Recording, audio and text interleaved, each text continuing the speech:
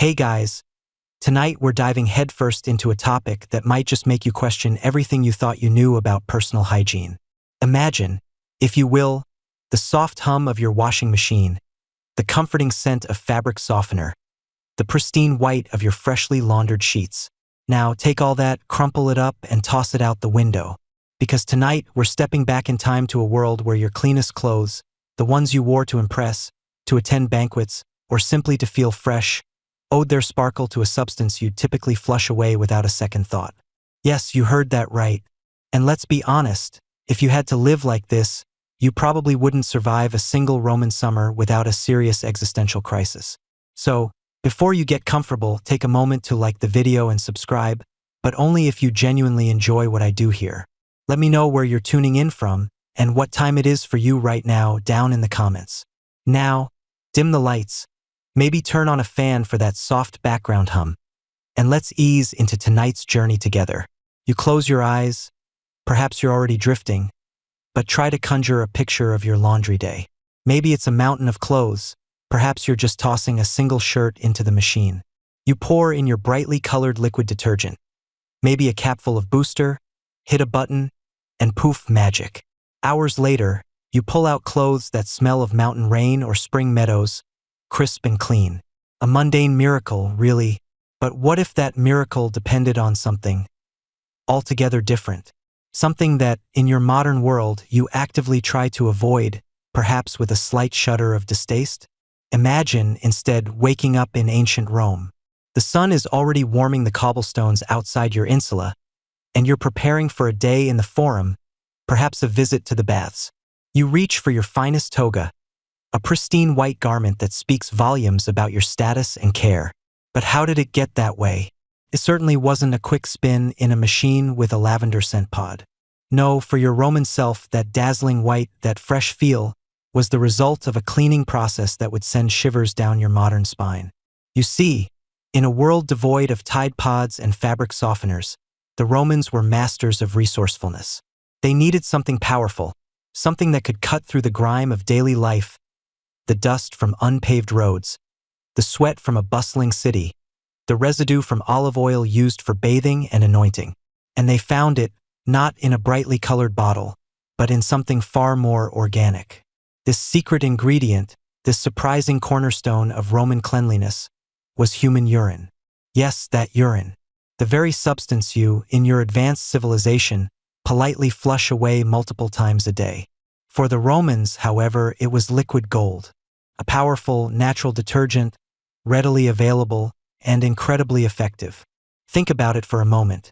Your best tunic, your senatorial toga, the very fabric touching your skin, had been steeped, scrubbed, and likely stomped in vats of what was essentially communal pee. It's a mental image that probably clashes violently with every fiber of your modern sensibilities. You might instinctively wrinkle your nose, perhaps even feel a slight tremor of discomfort. Wait, you might whisper into the quiet of your room, "My clothes were peed on?" And the answer, my sleepy friend, is a resounding historical yes. This wasn't some fringe, desperate measure used only by the poorest citizens. Oh no, this was the mainstream industrial-scale cleaning method. Fullers, known as Fullones, were respected professionals integral to the Roman economy. They ran bustling laundries, the fullonicae, that were as essential to daily life as bakeries or public baths. And the star ingredient in their cleaning arsenal? Urine. They didn't just use a little splash either. We're talking vats, huge containers brimming with the stuff. It's enough to make you wonder what a Roman job interview for a fuller must have been like. So, do you have a strong stomach? Good. Can you hold your breath for extended periods? Even better. Excellent. You're hired. Your first task: collecting the morning's offerings from the public latrines. It might seem utterly bizarre to you, a testament to how far we've come in our cleaning technologies. But for the Romans, it was simply practical chemistry.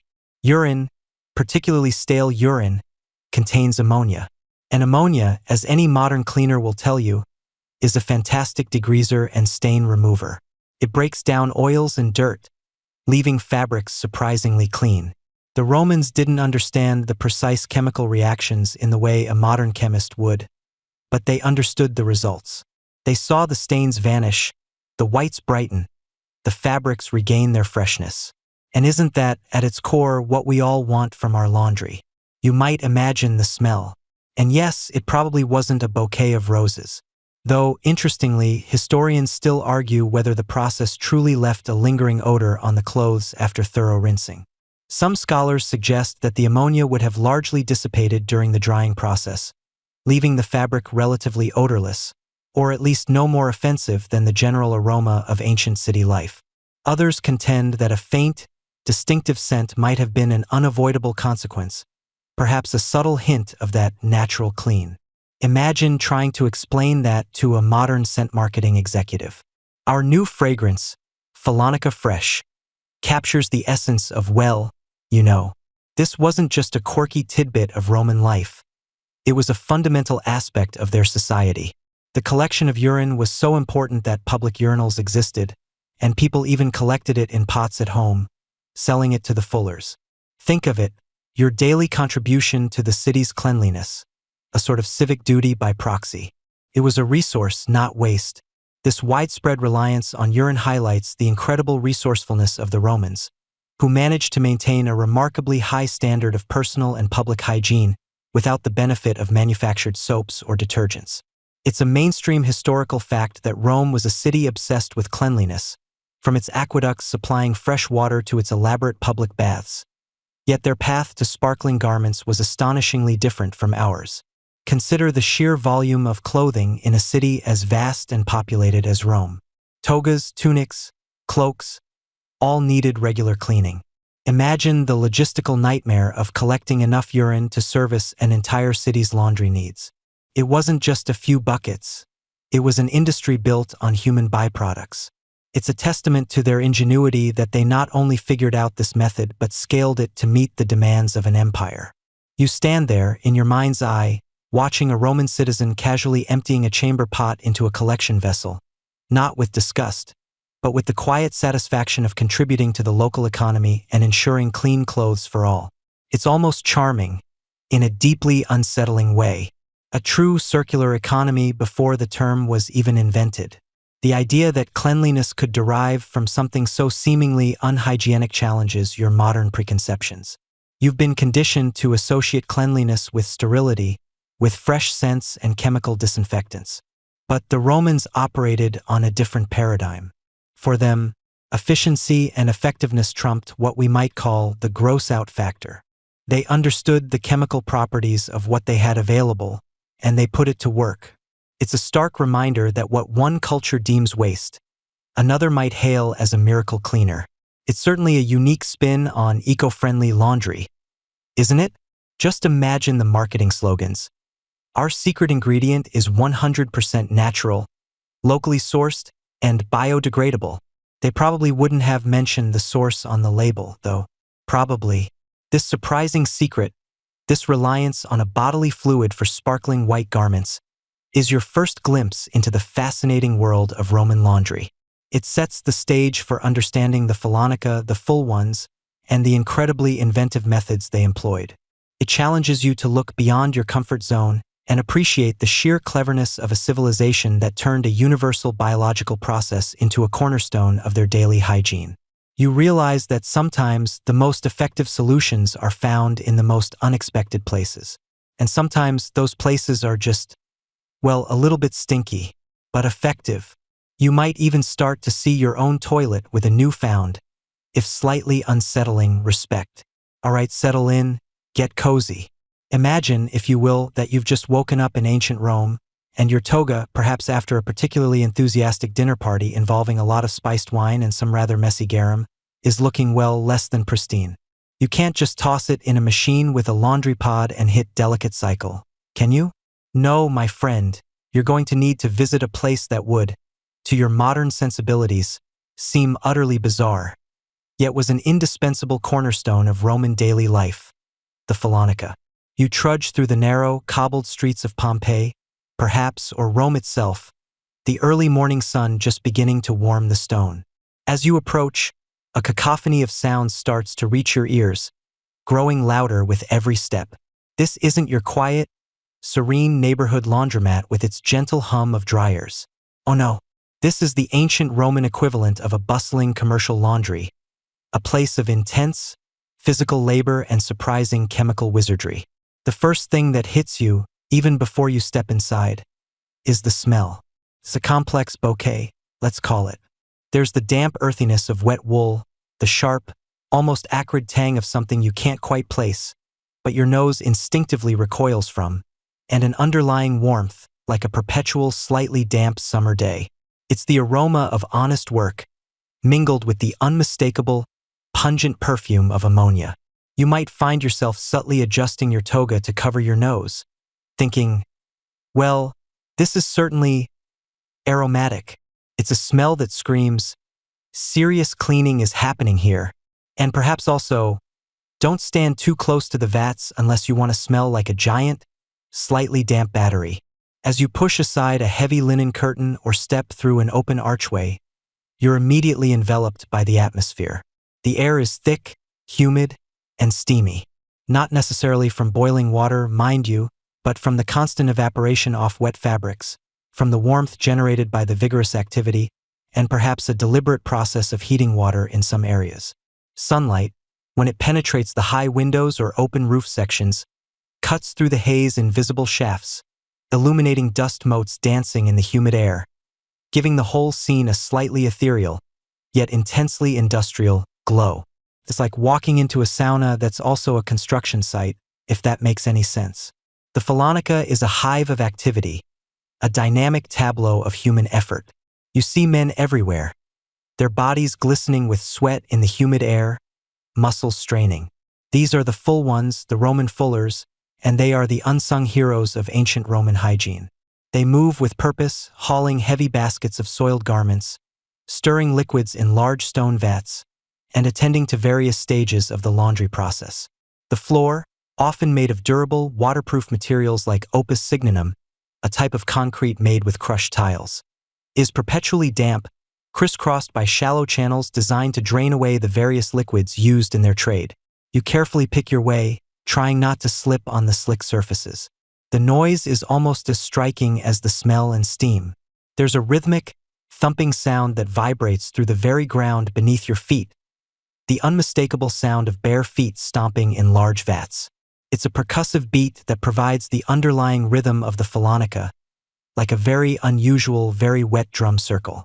Interspersed with this are the splashes of water, the grunts of exertion, the shouted commands of the foreman, and the chatter of the workers. It's a symphony of labor, far removed from the gentle whirring of your washing machine at home. You might think, well, at least I don't have to listen to my neighbor's spin cycle and their grunting. Looking around, you notice the sheer scale of the operation. Fullonicae weren't just small, back-alley shops. They were often substantial commercial enterprises. Indeed, a mainstream historical fact is that archaeologists have uncovered numerous well-preserved Fullonicae in cities like Pompeii and Ostia, providing invaluable insights into their layout and function. These establishments often occupied considerable plots of land, featuring multiple rooms dedicated to different stages of the cleaning process, from initial washing bays to drying areas and even specialized pressing rooms. Some of them were so large they almost feel like early industrial factories, processing garments for entire neighborhoods, if not for the city's wealthier citizens and institutions. You might spot a Roman citizen, perhaps a senator or a wealthy merchant, standing near the entrance, haggling with the magister Fullonum, the master fuller, over the price of cleaning his prized white toga. The master fuller, likely a man of some standing within the trade, would be negotiating not just the cost, but perhaps the specific type of cleaning or finishing required, knowing full well the value of his unique services. It's a very hands-on customer service experience, quite unlike dropping off a bag at the dry cleaner and hoping for the best. As you wander deeper into the facility, you see rows of large, often interconnected stone basins or vats, some quite shallow, others surprisingly deep. These are the workhorses of the Fullonica where the magic and the stomping happens. While the specifics of the washing process are for another time, you can clearly see the remnants of past washes, the slightly discolored water, the occasional floating piece of lint or stray thread. The sheer volume of these vats suggests that they were handling an enormous quantity of laundry on a daily basis. One quirky or fringe tidbit you might notice if you look closely is that some fullonicae had specific niches or small altars dedicated to a deity, often Minerva, the goddess of crafts and wisdom. It's a reminder that even in this rather practical, smelly business, the Romans infused their daily lives with religious observance, perhaps hoping for divine blessing on their cleaning efforts, or maybe just to make sure the ammonia didn't get too out of hand. You might quietly wonder if modern laundry detergent companies have a patron saint. Probably not. The layout of these fullonicae could vary significantly, leading to a point of scholarly debate. Historians still argue whether some fullonicae were fully integrated operations, handling every step from initial wash to final pressing, or if some specialized in particular stages, acting more like subcontractors. This debate often hinges on the interpretation of archaeological remains and ancient texts, trying to piece together the exact workflow and economic relationships within the Roman laundry industry. It's fascinating to think that even the ancient Roman equivalent of a business park had its own complex logistics and supply chains. The Fullonica wasn't just a place for washing clothes. It was a social hub, a place of employment for many, and a testament to Roman ingenuity in solving everyday problems with the resources at hand. It was a place where the dirty reality of daily life met the surprising chemistry of the natural world, all powered by human muscle and the relentless pursuit of cleanliness. So, as you stand there, enveloped by the steam and the sounds, watching the Fullones go about their demanding work, you start to grasp the true scale and importance of this bustling, smelly, and utterly fascinating Roman institution. It's a far cry from your quiet laundry room, isn't it? Imagine, if you will, the bustling streets of ancient Rome, not just filled with the clamor of chariots and the chatter of merchants, but also with a less conventional yet utterly vital hum of commerce. You've just discovered that the secret to Roman laundry wasn't some exotic flower or a rare mineral, but something you probably consider, well, waste. And now, we delve into the surprising journey of this golden liquid and how it became one of the most unexpected, yet indispensable, commodities in the Roman world. Picture yourself strolling through the narrow, cobbled alleys. The air, thick with the scent of olive oil, spices, and a faint, ever-present aroma that, if you were a Roman, you'd associate not with unpleasantness, but with progress. Because, you see, the first step in this ancient laundry revolution was simply getting your hands on enough of the stuff. And getting enough meant collecting it. Lots of it. Where did it all come from? Well, you might envision grand, centralized collection points, but the reality was far more integrated into daily life.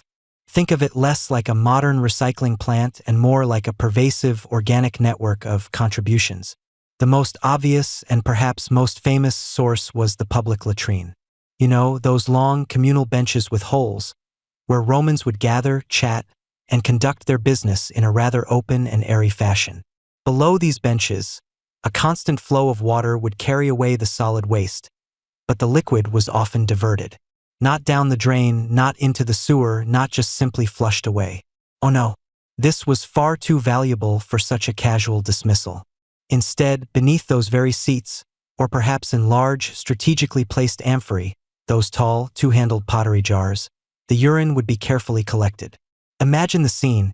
You're a fuller or a Fullonica owner, and your day begins not with a trip to the fabric market, but with a visit to the city's public conveniences. You might dispatch a slave or a hired hand with a cart laden with empty vessels. They would trudge through the morning light, perhaps greeting the early risers already taking their seats, and then proceed to empty the collecting vats or replace full amphorae with empty ones. It was a routine, a daily ritual as common as fetching water from the public fountain. The sheer volume collected from these public facilities alone would have been substantial, considering the population density of a city like Rome. It wasn't just about personal hygiene. It was about contributing to the city's economy in a very literal, if somewhat aromatic, way. But it wasn't just the public spaces contributing to this pungent goldmine. Oh no, the collection efforts extended right into the private lives of Roman citizens. Think of your own home, perhaps a grand domus with multiple rooms, or a more modest insula apartment. Instead of a modern toilet, you would have had a chamber pot.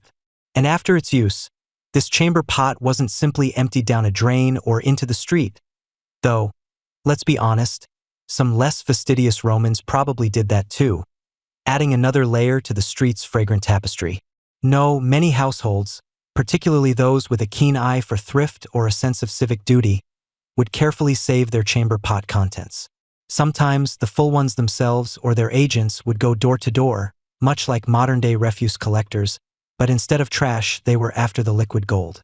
You might hear a call from the street, a specific cry announcing the arrival of the urine collector, and then you'd bring out your saved pot. It might sound like a joke, but imagine a Roman equivalent of a milkman, only instead of bringing fresh dairy, he's collecting your, And yes, it was such a common practice that people would often leave large jars or dolia outside their homes, specifically for this purpose. These dolia would be placed by the street, a sort of communal donation point, ready for the Fullones to empty as they made their rounds. It was a system that relied on both public infrastructure and private cooperation, a testament to Roman pragmatism. This brings us to the core reason for its widespread collection: its immense value.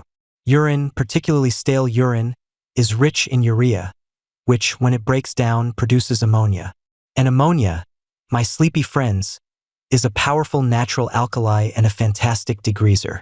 It cuts through grime and grease like a hot knife through butter, making it an unparalleled cleaning agent for the natural fibers like wool and linen that Romans favored.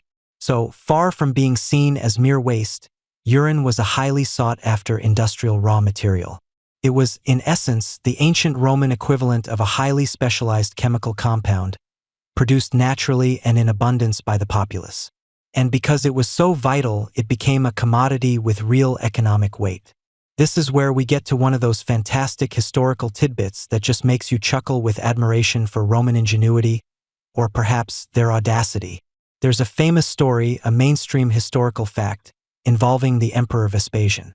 When he proposed, or perhaps continued, a tax on the collection of urine from public latrines, his son Titus reportedly complained about the ignoble nature of the revenue.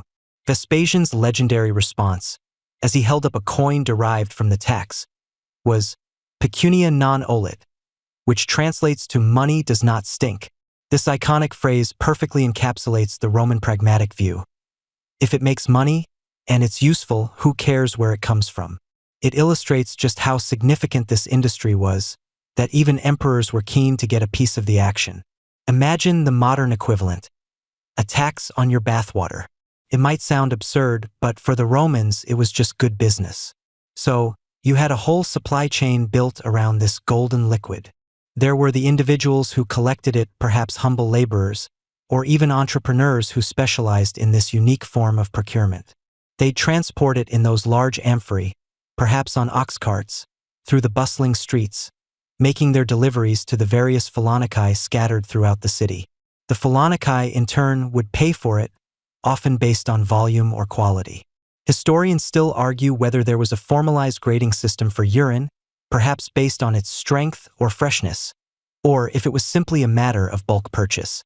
But regardless of the precise metrics, it was a transaction, a vital input cost for the laundry business. The sheer scale of this daily collection and trade is mind-boggling when you think about it. Every single Roman, from the lowliest slave to the most exalted senator, was, in their own small way, contributing to the nation's laundry supply. It was a societal effort, albeit an unconscious one for most. And it transformed what we consider a bodily function into a cornerstone of Roman industry and cleanliness. The value of urine wasn't just in its chemical properties. It was in its accessibility, its renewability, and its sheer ubiquity. It was a resource that literally flowed from the population, ready to be harnessed. One quirky tidbit about this collection process: it wasn't always just about the big public latrines or door-to-door service. Sometimes, street vendors would set out large open pots or amphorae right on the street corner, specifically for passers-by to relieve themselves into. Think of it as an ancient, very public, and slightly odorous convenience store drop-off. You're walking along, you need to go, and there's a designated pot not just for convenience but for contribution. It highlights the pervasive nature of this collection and the Romans' practical approach to resources. You might see a sign, perhaps hand-painted, indicating urine for sale here, or Fuller's collection point. It wasn't hidden away. It was part of the urban landscape. The very air in certain parts of Roman cities, particularly near fullonicae or collection points, would have carried a distinct, ammoniacal tang. For us, it might seem unpleasant, even unhygienic. But for a Roman, it was the smell of industry, of cleanliness, of a thriving economy. It was the scent of clothes being made pristine, of fabrics being prepared for dyeing, of a society that understood how to make the most of every available resource. This golden liquid was far more than just waste. It was the very foundation upon which Roman cleanliness was built, a testament to their incredible resourcefulness.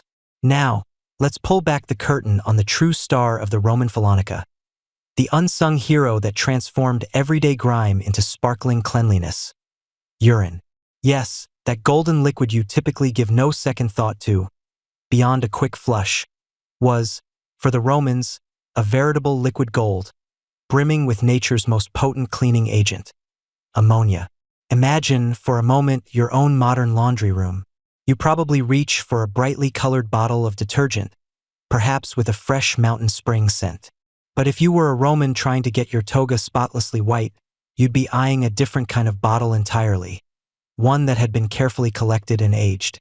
Because the secret wasn't just the urine itself, but what happened to it after it left the body. You see, fresh urine, while containing some useful compounds, isn't the ammonia powerhouse the Romans needed. The magic truly began when it was allowed to sit, to ferment.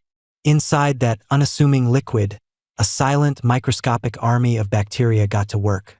These tiny biological engineers, already present in the urine, embarked on a fascinating chemical transformation. The primary component they targeted was urea, a nitrogen-rich compound that makes up a significant portion of urine's solid waste. As these bacteria munched away on the urea, they broke it down, splitting it into two key substances, carbon dioxide and, crucially, ammonia. This process is called hydrolysis, and it's a natural marvel. Think of it like a slow-motion biological alchemy happening right there in the collection vats. The longer the urine sat, within reason, the more urea was converted, and the higher the concentration of that pungent, powerful ammonia became. It's why those collection points, which we talked about earlier, were so vital. They weren't just for immediate disposal. They were, in essence, tiny odoriferous ammonia factories, brewing up the very essence of Roman cleanliness. Now, what makes ammonia such an incredible cleaner? Well, it's all about its chemical nature. Ammonia is what we call an alkaline substance, or a base. If you remember your chemistry lessons, you might recall the pH scale, ranging from acidic to neutral to alkaline. Water is neutral, lemon juice is acidic, and baking soda is alkaline. Ammonia sits firmly on the alkaline side, and that's its superpower when it comes to laundry. Most of the stubborn dirt on your clothes, think grease, oil, sweat, and various protein-based stains like food spills, are acidic or neutral in nature. When an alkaline substance like ammonia comes into contact with these, a chemical reaction occurs. Specifically, ammonia excels at a process called saponification. No, it's not a fancy Roman dance. It's the process by which fats and oils are turned into soap-like substances. When the ammonia in the urine interacted with the greasy grime on a Roman tunic, it essentially broke down those oily bonds, transforming them into something that could be easily dissolved and washed away by water. It's a bit like how modern dish soap works its magic on a greasy pan, just with a much more natural aroma. Beyond saponification, ammonia also acts as a powerful emulsifier. Imagine trying to mix oil and water. They just separate, right? An emulsifier allows them to mix. In the context of laundry, ammonia helps to suspend dirt particles within the water-urine solution, preventing them from redepositing onto the fabric. It lifts the grime away, holding it in solution until it can be rinsed clean. So, when the Fullones were stomping away in those vats, they weren't just physically dislodging dirt. They were activating a potent chemical process that was dissolving and suspending it, making it ready for its grand exit. It's fascinating to consider that while Romans didn't have a modern understanding of molecular structures or pH scales, they empirically discovered and perfected this chemical process. They knew that aged urine worked better, even if they couldn't articulate why. This pragmatic approach to problem-solving is a hallmark of Roman ingenuity.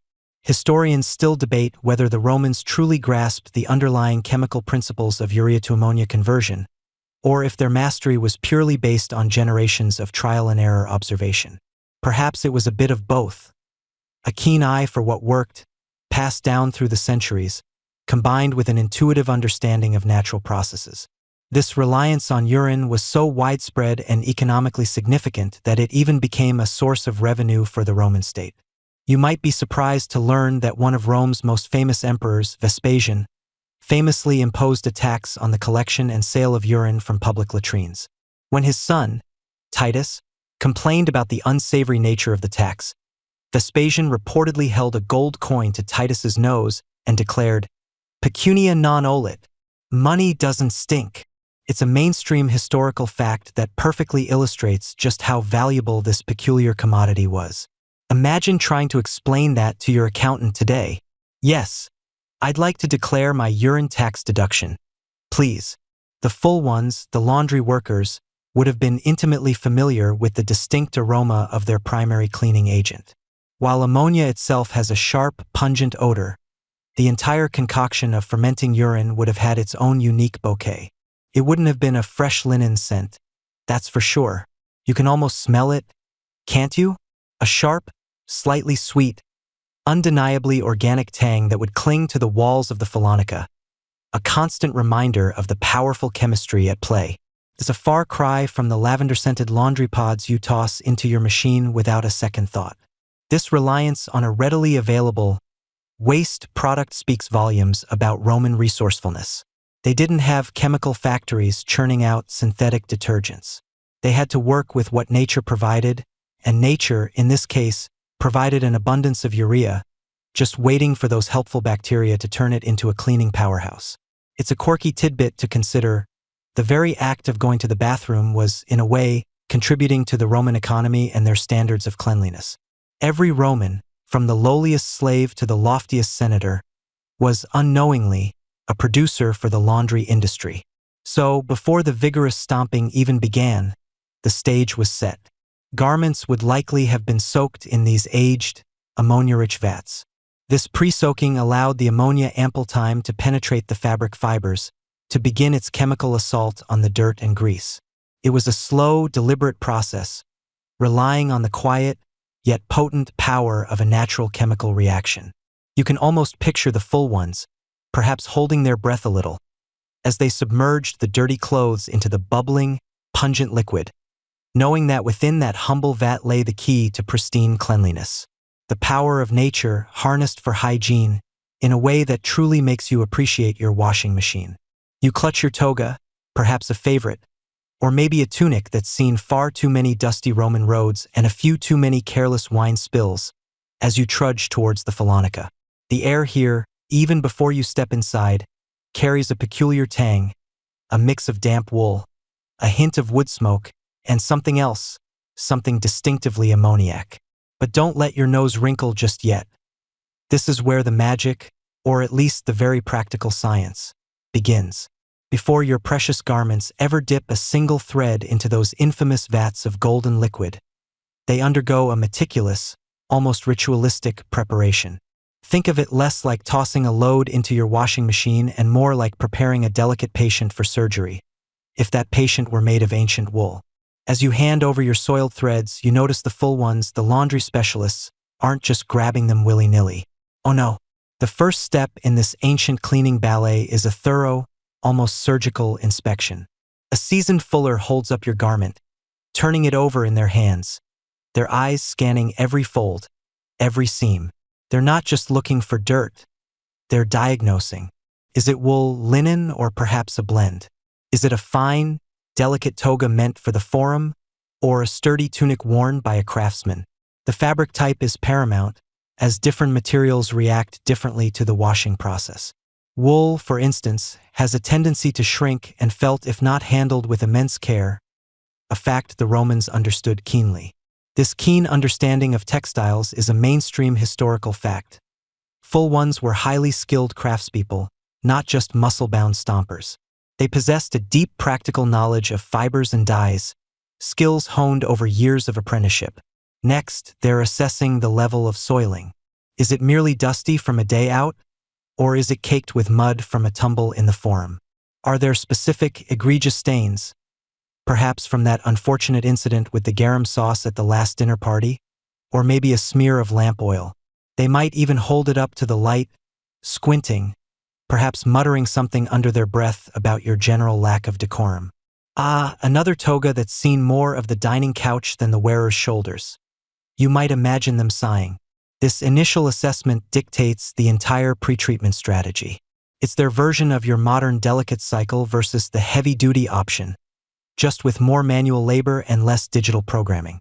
Once the initial diagnosis is complete, the physical preparation begins. Roman roads, as you can imagine, were not paved with pristine, dust-free intentions. Clothes, especially outer garments like togas and cloaks, would accumulate an astonishing amount of dry dirt, dust, and general detritus. Before any liquid touched the fabric, it was essential to remove as much of this loose particulate matter as possible. You might see a fuller take your garment and hang it over a sturdy bar or lay it flat on a designated surface.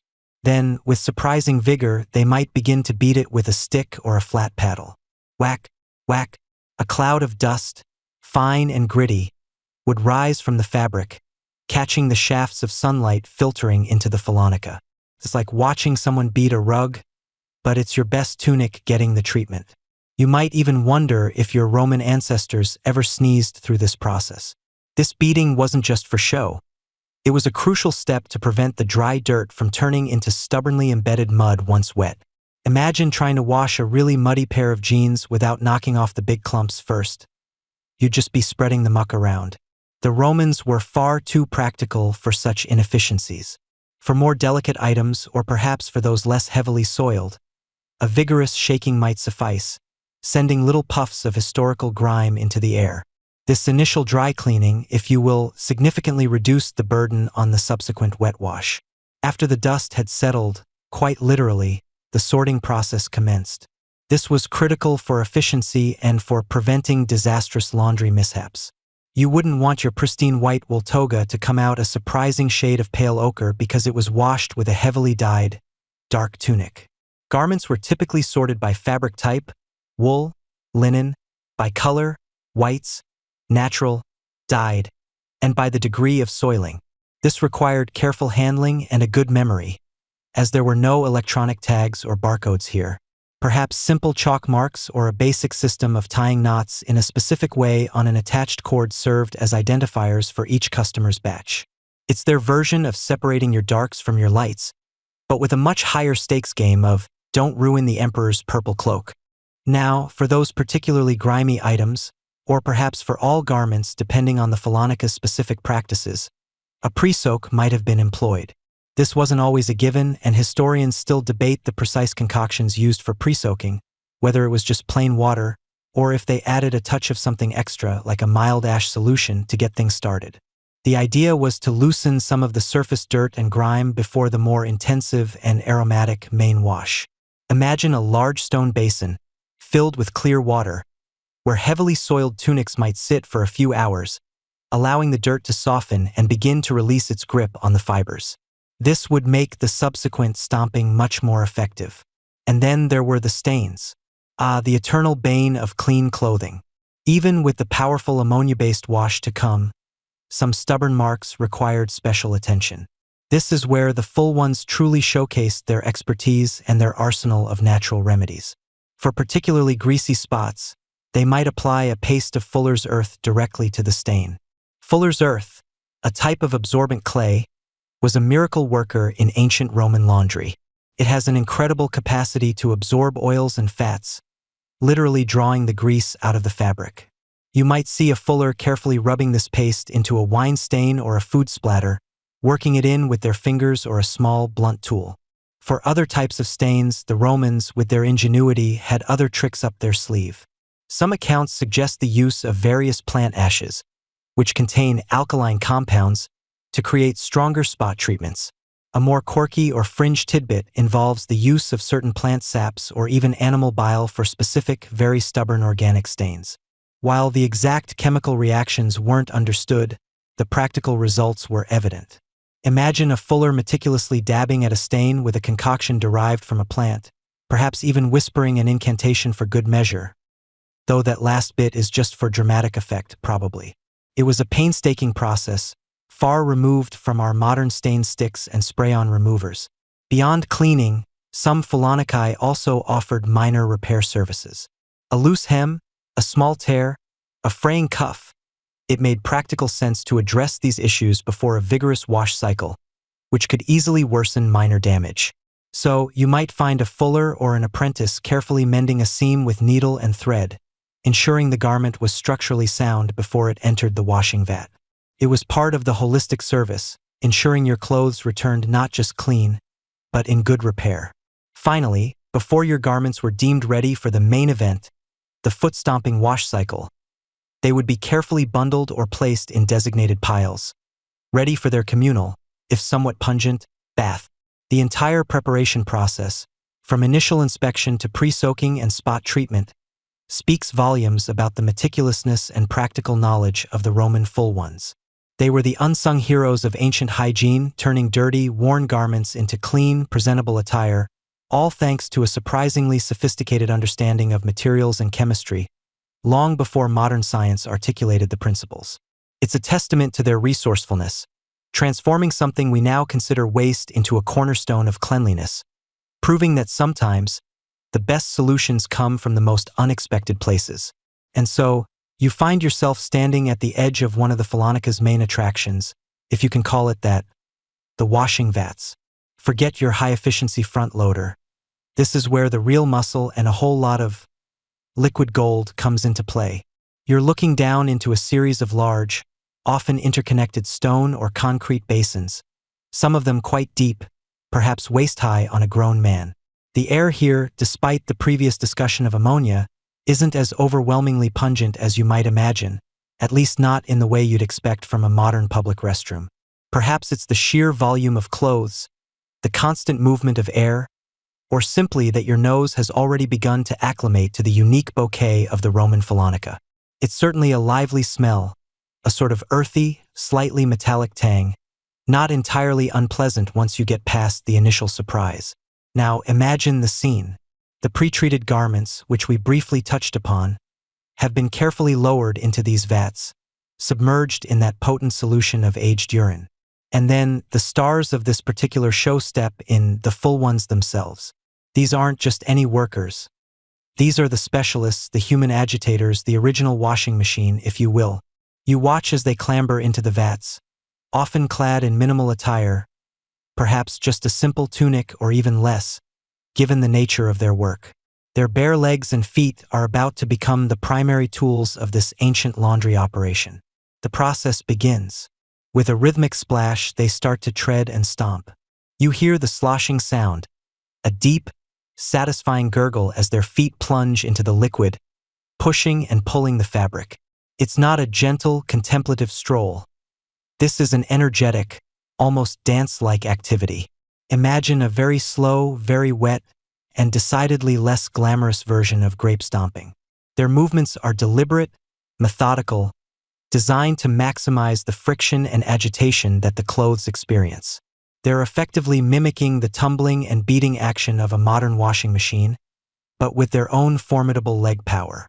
As they stomp, their feet work the fabric, pressing it against the rough bottom and sides of the vat, forcing the ammonia-rich urine deep into the fibers. Think of it like a human-powered scrubbing brush, but instead of bristles, it's the soles of their feet, working in concert with the powerful chemical action of the ammonia. The dirt, the grime, the sweat, and the oils that have accumulated on the clothing, all of it begins to loosen and dissolve. It's a messy business, no doubt. The water in the vat quickly turns cloudy, then murky, a testament to the effectiveness of this unique cleaning method. You might even see small bits of detritus floating to the surface, a visual confirmation that the process is working its magic. The Fullones develop a specific rhythm, a kind of cadence that helps them maintain their energy and efficiency over long periods. You might hear them humming or even singing as they work, setting a pace for their arduous task. It's a physically demanding job, requiring considerable stamina and strength. Imagine standing in a vat of cold, or at best lukewarm, liquid for hours on end, constantly moving, constantly pushing and pulling heavy, waterlogged fabrics. Their leg muscles must have been incredibly developed, a testament to their daily routine. It's not a job for the faint of heart, or for those with delicate feet, that's for sure. One mainstream historical fact you might appreciate here is that the Fullones were often slaves or freedmen, but their specialized skill meant they held a crucial, if physically taxing, role in Roman society. Their expertise was highly valued, even if their daily work involved literal dirty laundry. The vats themselves were often quite large, sometimes accommodating several full ones at once, working in a synchronized, albeit unchoreographed, ballet of cleanliness. You can almost feel the vibrations through the stone floor as they collectively stomp, creating a low hum that permeates the Fullonica. The sound of the sloshing liquid, the rhythmic thud of feet, the occasional grunt of effort, it all blends into a unique soundscape, the soundtrack of Roman laundry day. Historians still argue whether the Fullones wore any kind of protective footwear within the vats. While most depictions show them barefoot, some suggest that they might have used simple wooden clogs or sandals to protect their feet from sharp objects, or simply to provide a bit of traction on the slippery vat floor. It's a minor detail, perhaps, but one that speaks to the practicalities of such a unique profession. Regardless, the constant exposure to the urine would have certainly softened their skin, and probably led to some rather interesting foot conditions over time. But hey, who needs a pedicure when your job is essentially a full-body foot bath? The agitation provided by the stomping is crucial. It's not enough for the clothes to simply soak in the urine. They need that mechanical action to dislodge the dirt particles. The ammonia works by breaking down the greasy bonds that hold dirt to fabric, and the physical pressure of the Fullones' feet then helps to literally push and rub those loosened particles away. It's a clever combination of chemistry and brute force, a testament to Roman ingenuity. You can almost see the dirt particles reluctantly releasing their grip, swirling away into the murky depths of the vat. As the Fullones continue their work, you might notice them periodically pulling a garment up, inspecting it, feeling its texture. They're assessing the progress, determining if enough dirt has been released. It's a tactile art, a skill honed over years of practice. They know by touch when the fabric starts to feel cleaner, less greasy, more pliable. There's no spin cycle, no digital display counting down the minutes. Just human intuition and experience. They might even hold a piece up to the light, squinting through the steam and dim light of the Fullonica to check for lingering spots. The quantity of urine used for this stage would have been substantial. Imagine how many public urinals and private collection jars it would take to fill these large vats day in and day out. It makes you wonder if there was ever a Fullonica that ran out of its precious resource. Sorry folks, no clean tunics today. The city's output was a bit low. It's a quirky tidbit to consider. The very cleanliness of Roman society was directly linked to its collective bladder capacity. Talk about a public service. This foot-stomping stage could last for quite some time, depending on the volume of laundry and the degree of soiling. For heavily soiled garments, it might have been an hour or more of continuous, vigorous stomping. For lighter loads, perhaps less. The Fullones would likely rotate, taking turns to rest their weary legs, or perhaps they'd work in shifts, ensuring a continuous flow of clean laundry. It was a factory, after all, and efficiency was key. You might even imagine a Fullonica foreman, standing at the edge of the vat, perhaps with a long stick, occasionally prodding a full one to put a little more oomph into it, or pointing out a particularly stubborn stain that needed extra attention. The sheer physicality of the job also meant that the full ones were likely well-muscled individuals. You wouldn't want someone with a desk job trying this for a living. Their daily routine was a full-body workout, far more intense than your average gym session. Perhaps they even had their own unique stretches and warm-ups, though we can only imagine. It's a far cry from pressing a button on a washing machine and letting it do all the hard work, isn't it? Here, the machine was very much alive and very much sweating, just like the clothes it was cleaning. And through it all, the characteristic scent of the Fullonica, that unique blend of ammonia, wet wool, and human effort, would have been ever present. It was the smell of industry, the smell of cleanliness, the smell of Roman ingenuity turning an everyday bodily function into a powerful cleaning agent. It's a reminder that necessity truly is the mother of invention, even when that invention involves getting your feet wet in a vat of ancient human waste. But don't worry, the next step involves making sure all that essence is thoroughly rinsed away. And trust me, you'll be glad for it. All right, the rhythmic, almost hypnotic thud of feet against fabric has finally ceased. You stand amidst the remnants of the main event, the air still thick with the earthy, pungent aroma that is, by now, strangely familiar. Your ears, however, detect a welcome change. The absence of that vigorous stomping, replaced by the gentle murmur of flowing water. Because now, my friend, comes the crucial, utterly non-negotiable step in the Roman laundry process. The rinse. Imagine it. The clothes, still heavy and sodden, are now brimming with the very substance that made them clean. They're technically clean, yes, but they're also saturated with a solution that, let's be honest, you wouldn't want to wear to your next toga party. This is where the full ones, those unsung heroes of ancient hygiene, truly earn their metaphorical clean stripes. Their job isn't just to get the dirt out, it's to get the cleaner out. And when your cleaner is, well, that you can bet it requires a monumental effort. You watch as the full ones, their legs probably aching from the vigorous workout they just had, carefully lift the sodden garments from the stomping vats. Each piece is heavy, dripping with the yellowish liquid, and if you lean in, you can still catch a strong whiff of that distinctive ammonia. It's a bit like pulling your laundry out of a modern washing machine after it's only done the wash cycle, but instead of soap suds, it's, well, the goal now is purification. Not just clean in theory, but clean in practice and smell. The Roman Fullonica, especially larger establishments, would have dedicated rinsing areas.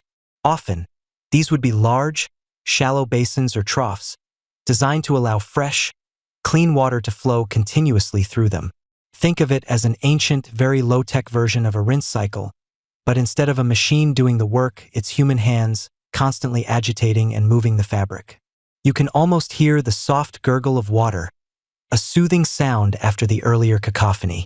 The water itself was a precious commodity, but in Rome, thanks to their engineering marvels, it was often plentiful.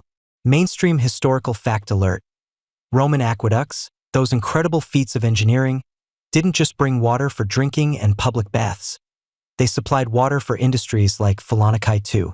Some establishments might have even been strategically located near rivers or streams to take advantage of natural flowing water, providing an endless supply for this vital rinsing stage. Imagine the luxury of having a constant stream of fresh water flowing past your workplace, ready to wash away all traces of, well, previous unpleasantness.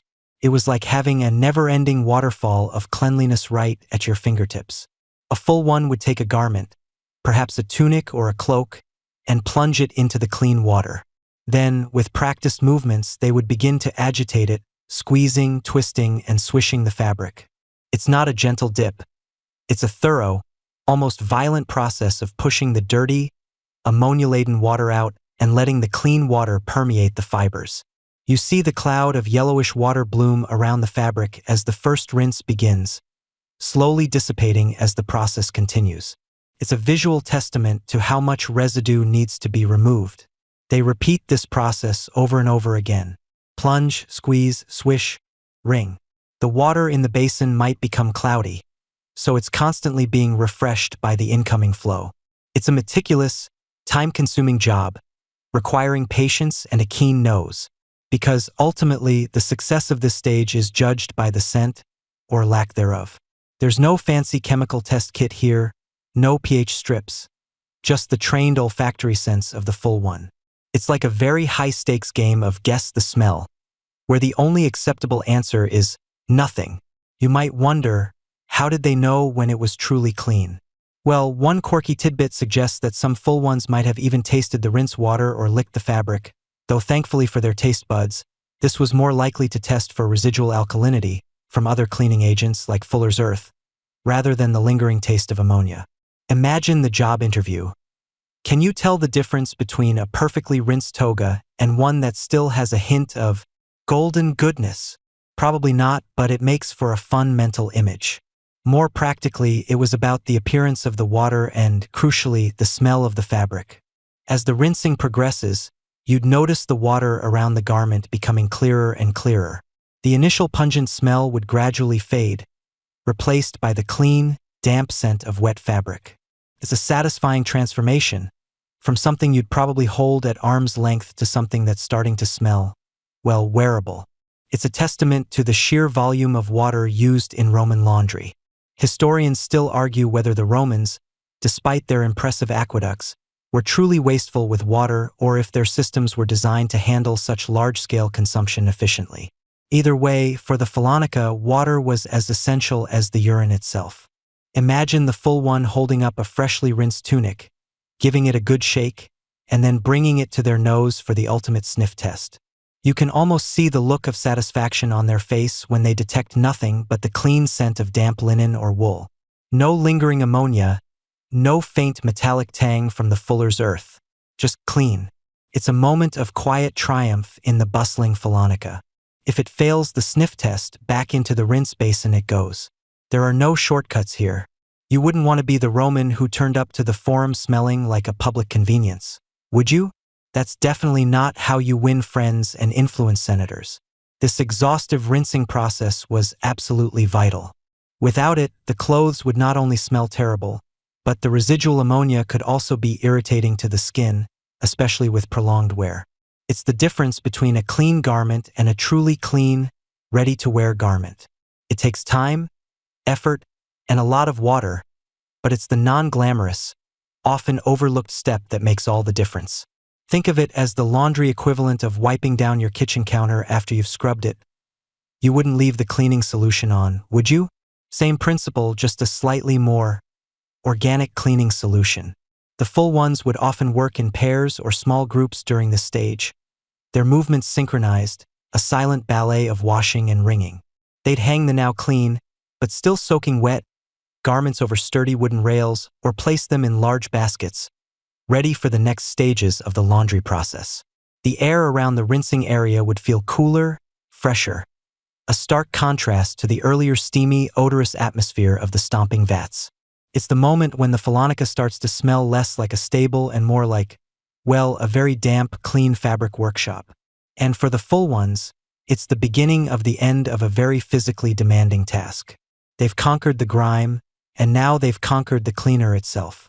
You've just witnessed the energetic, almost primal dance of the full ones, stomping away in their vats of liquid gold, the urine doing its yeoman's work of dissolving the initial layers of grime.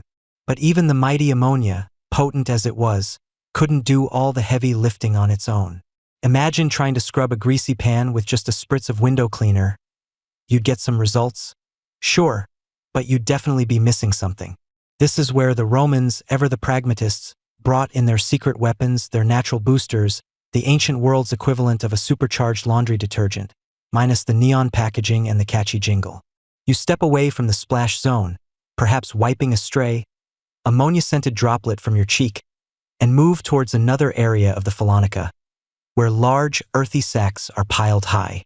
This, my friend, is where you encounter Fuller's earth. It's not quite as glamorous as a vat of golden liquid, perhaps, but it's arguably just as crucial. You might initially think it's just dirt, and in a way, you wouldn't be entirely wrong. Fuller's earth is a type of clay, usually a pale, greenish-brown or yellowish-white, with a fine, powdery texture. If you were to pick up a handful, it would feel smooth, perhaps a little chalky, and surprisingly light. It's a natural absorbent, a kind of ancient sponge that soaks up oils, greases, and other impurities like a thirsty camel at an oasis. The name itself, Fuller's earth, gives away its primary use, doesn't it? It's the earth used by fullers, the laundry specialists, to full or clean fabrics. It's almost too on the nose, like calling a baker's flour baker's powder. Now, how does this humble clay work its magic? It's all about its unique mineral structure. Fuller's earth is primarily composed of minerals like attapulgite or bentonite, which have a very porous, layered structure at the microscopic level. Think of it like a tiny, incredibly intricate sponge with millions of microscopic nooks and crannies. When it comes into contact with greasy, oily substances, which are what make clothes truly dirty and dingy. These substances get trapped within those tiny pores. It's not dissolving them chemically, like the ammonia in the urine does. Instead, it's a physical process of adsorption and absorption. The oil molecules literally stick to the surface of the clay particles, adsorption, and are drawn into the internal structure, absorption. It's like a magnet for muck, pulling out the deeply embedded dirt that even the most vigorous foot stomping might miss. Imagine trying to clean a greasy frying pan with just water. It just pushes the grease around. But add a little absorbent powder, and suddenly that grease starts to lift. That's the power of Fuller's earth. The full ones would often add Fuller's earth to the urine vats before the stomping began, or sometimes sprinkle it directly onto the wet garments. As the full ones rhythmically pounded the clothes, the Fuller's earth would mix thoroughly with the water and urine, creating a kind of soupy, clay-infused concoction. This mixture would then work its way deep into the fabric fibers, reaching into the smallest crevices where dirt loved to hide. The clay particles, agitated by the stomping, would physically rub against the fibers, helping to dislodge stubborn particles, while simultaneously absorbing the released oils and greases. It was a multi-pronged attack on dirt, a tag-team effort where urine handled the soluble grime and the Fuller's earth tackled the greasy, oily residues. It effectively turned the washing process into a kind of deep-cleaning facial for your toga, pulling out all the impurities from its pores. And if you've ever used a clay mask yourself, you know that satisfying feeling of your skin feeling thoroughly clean afterwards. Well, imagine that, but for your wool tunic. But wait, there's more. While Fuller's earth was a superstar for its absorbent qualities, the Romans also understood the power of alkalis. Remember how we talked about ammonia being an alkali? Well, there were other, even stronger alkaline agents at their disposal, often derived from a surprisingly common source: wood ash. When wood is burned, the ash that remains contains compounds like potassium carbonate, potash, and sodium carbonate, soda ash. When these ashes are mixed with water, they create a highly alkaline solution, often referred to as lye. Now, if you've ever heard of making soap from scratch, you know lye is a key ingredient. That's because alkalis have a special superpower. They can react with fats and oils in a process called saponification, turning them into a form of soap. So, while Fuller's earth absorbed grease, these stronger alkalis would actually transform it. Imagine a stubborn grease stain on your tunic. The urine might loosen it, the Fuller's earth might absorb some, but the lye would actually break it down on a chemical level, turning it into a soluble soap-like substance that could then be easily rinsed away. It was the ultimate chemical warfare against dirt. The full ones would often make these alkaline solutions by steeping wood ash in water for extended periods, creating a strong, almost caustic liquid. This lye water would then be added to the wash vats, either along with or after the urine and Fuller's earth, depending on the specific fabric and the level of dirt. It was a careful balance, as too much lye could damage delicate fabrics, just as using too much modern bleach can turn your favorite colored shirt into a tie-dye disaster. Historians still argue whether the primary role of these strong alkalis was always saponification or if they were also used for their general ability to break down other organic matter. Some scholars suggest their use was more common for particularly soiled items or for fabrics that were heavily oiled. You see, the Roman world wasn't exactly known for its abundance of dry cleaning services, so fabrics like wool, which could easily absorb oils from daily wear, sweating, and even the natural lanolin from sheep, needed something robust. A mainstream historical fact here is that the use of lye from wood ash for cleaning and soap making has been documented across numerous ancient civilizations, not just Rome. It's one of those fundamental chemical discoveries that seems to pop up independently in different cultures because the ingredients fire, wood, water, and grease were universally available. It's a testament to human ingenuity, really, that they figured out how to turn something as mundane as fireplace ash into a powerful cleaning agent. It's almost like discovering that the lint from your dryer can be turned into a gourmet snack if you just add the right sauce. Please don't try that at home, folks. Seriously. Now, for a quirky or fringe tidbit. Did you know that some theories suggest that ancient fullers might have even used small amounts of human or animal dung in their washing processes for very specific, heavy-duty cleaning? Before you recoil in horror, the idea was that certain types of dung, when fermented, could produce additional ammonia or other compounds that might aid in breaking down tough organic matter.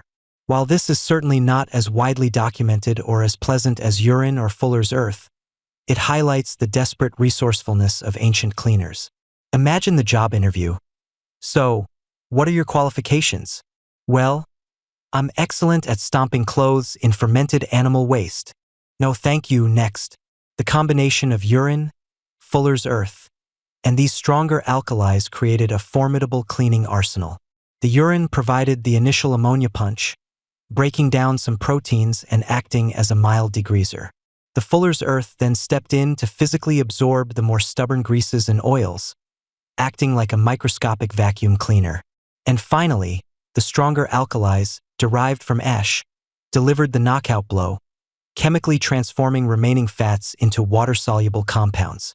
It was a layered approach, a symphony of cleaning agents working in harmony, each playing its part to transform soiled garments into something remarkably clean. You might wonder, why not just use the stronger alkalis from the start? Well, remember, the Romans were masters of efficiency and resourcefulness. Urine was readily available, practically free, and a milder alkali. Using it first meant less reliance on the more labor-intensive process of making lye from ash, and it was gentler on the fabrics. Think of it like pre-soaking your laundry today before throwing it into the washing machine with a stronger detergent. It saves on the heavy-duty stuff and extends the life of your clothes. Plus, those strong alkalis could be harsh, potentially damaging delicate dyes or fibers if not used carefully. The Fullones were skilled artisans, knowledgeable about the properties of different fabrics and the precise concentrations of their cleaning agents. It wasn't just a free-for-all sloshing of liquids. It was a calibrated science, passed down through generations of fullers. So, as the rhythmic thud-thud-thud of the stomping continues, you now understand that what's happening in those vats is far more complex than just a simple rinse. It's a sophisticated chemical and mechanical process, utilizing nature's own detergents and absorbents. The Romans, with their keen observation skills and practical ingenuity, truly mastered the art of leveraging every available resource to achieve their desired levels of cleanliness. They turned a waste product into a valuable commodity and humble earth into a powerful cleaning tool. It makes you look at your own laundry detergent a little differently, doesn't it? Perhaps with a newfound appreciation for its less organic ingredients. You've watched the Fullones stomp and rinse, a truly Herculean effort that would make your washing machine blush with inadequacy. But a Roman garment, fresh from its urine-infused bath and subsequent meticulous rinsing, wasn't quite ready for its owner's discerning eye. Oh no, it was likely a crumpled, damp mess, probably smelling faintly of, well, eau de Fullonica, let's call it. This is where the true artistry of the Fullones came into play.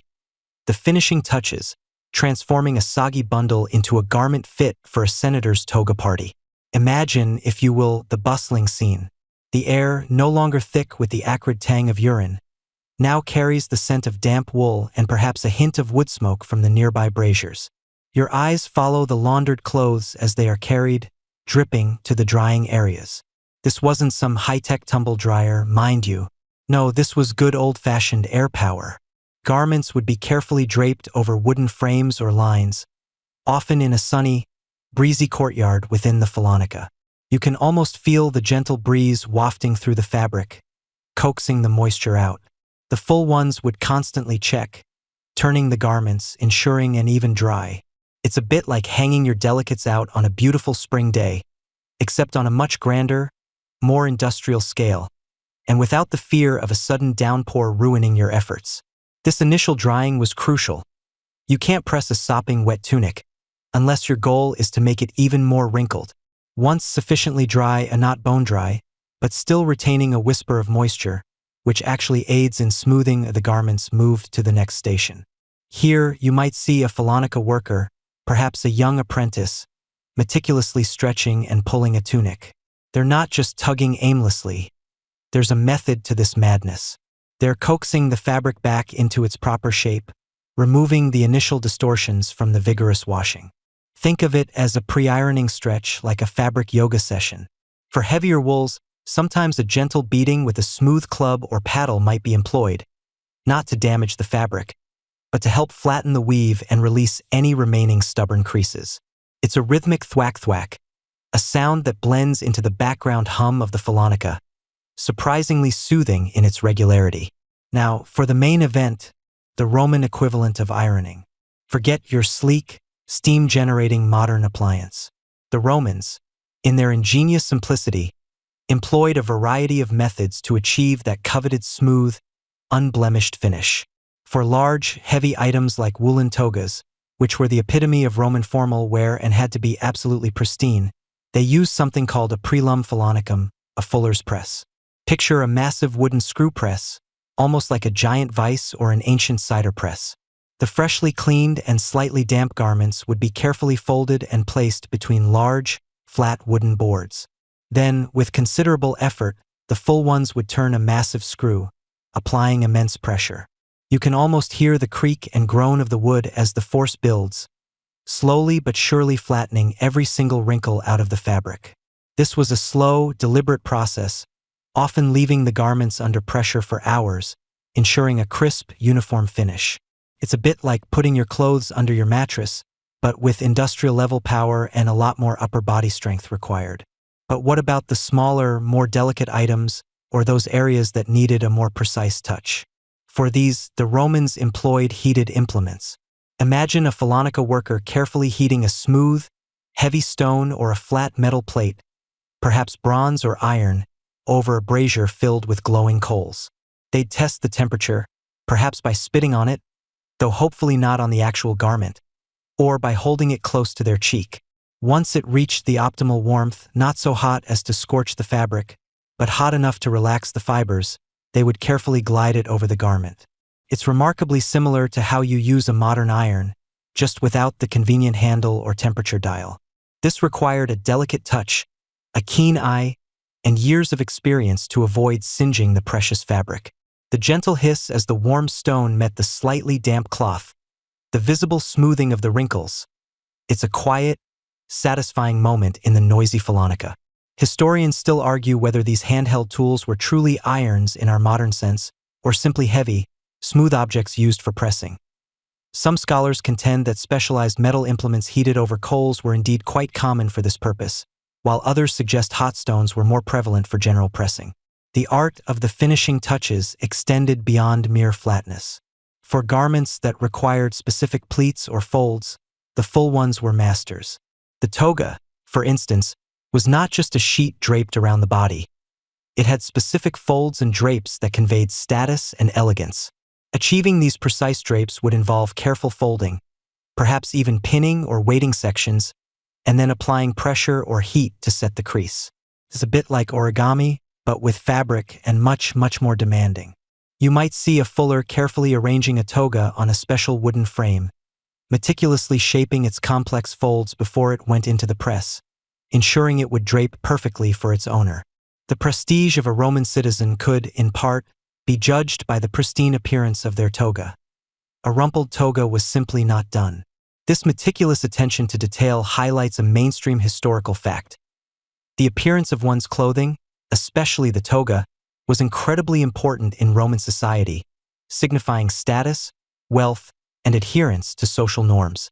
After the pressing and smoothing, there was often a final airing. Even with the thorough rinsing, a lingering, faint smell might remain. So, the garments would be hung in fresh air, perhaps infused with the scent of fragrant herbs if the Fullonica owner was feeling particularly fancy.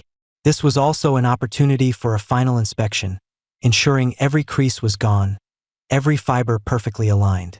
And here's a quirky tidbit.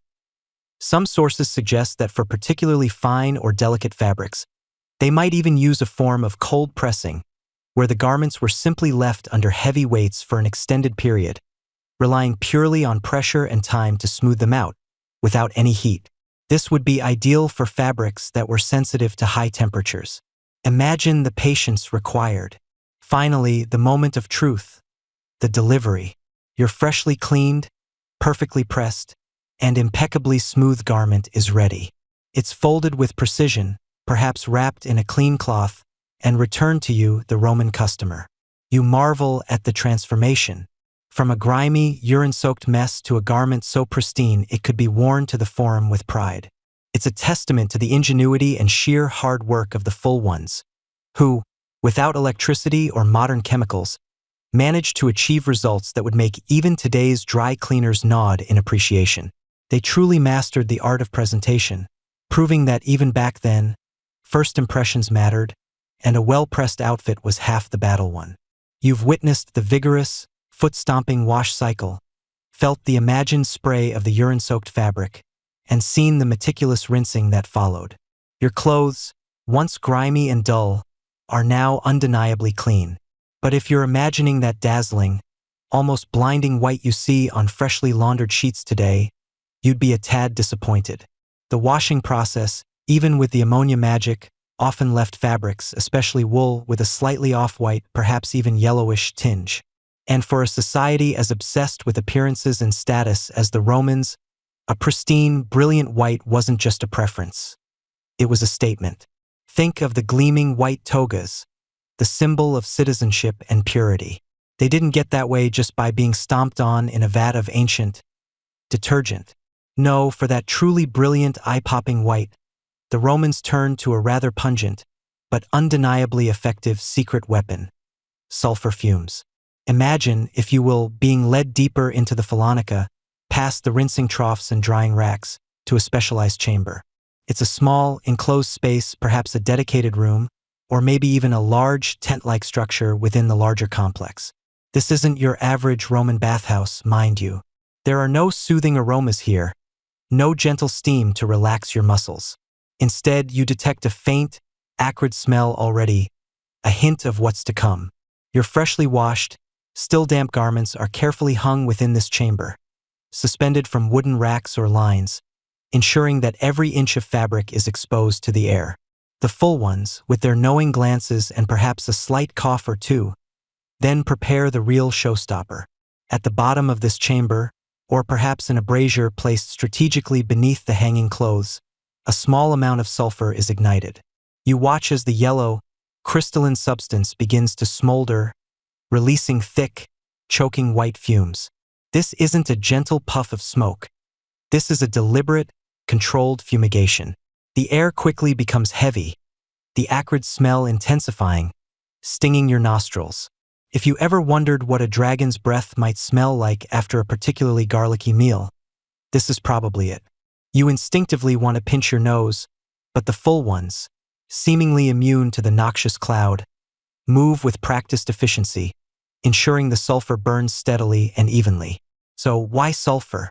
Well, this isn't just some ancient superstition. There's real chemistry at play here.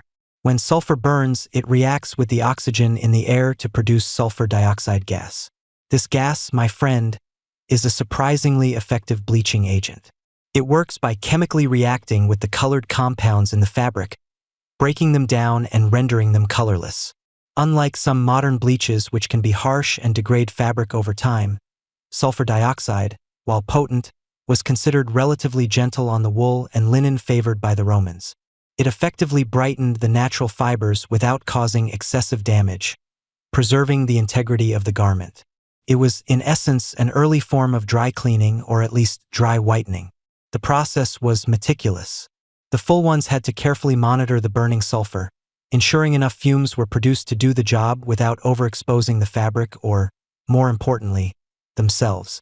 The duration of the exposure would depend on the desired level of whiteness and the type of fabric. Too little, and the clothes wouldn't achieve that coveted brilliance.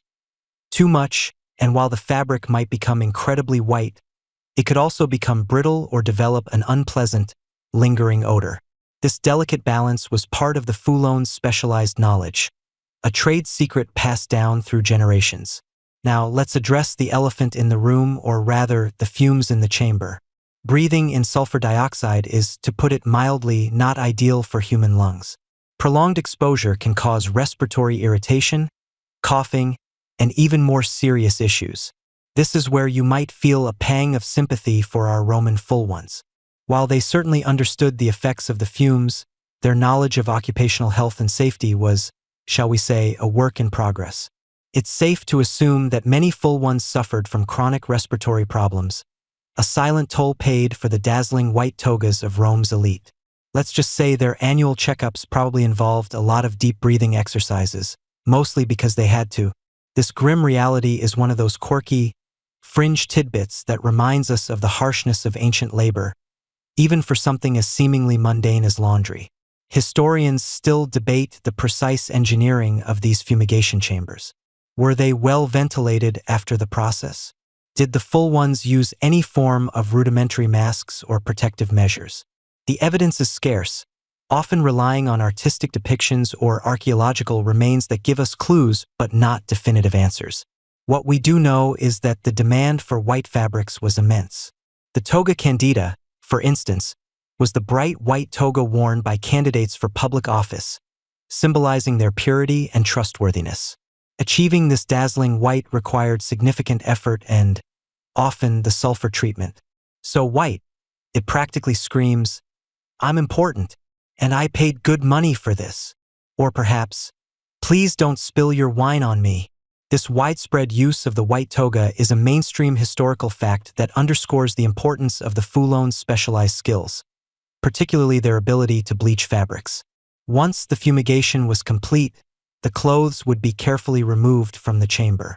The acrid smell would slowly dissipate, replaced by the fresh scent of clean fabric, now transformed. The dull, yellowish tint would be gone, replaced by a brilliant, almost luminous white. It was a transformation that must have seemed almost magical to the average Roman, a testament to the Fullones' unique expertise.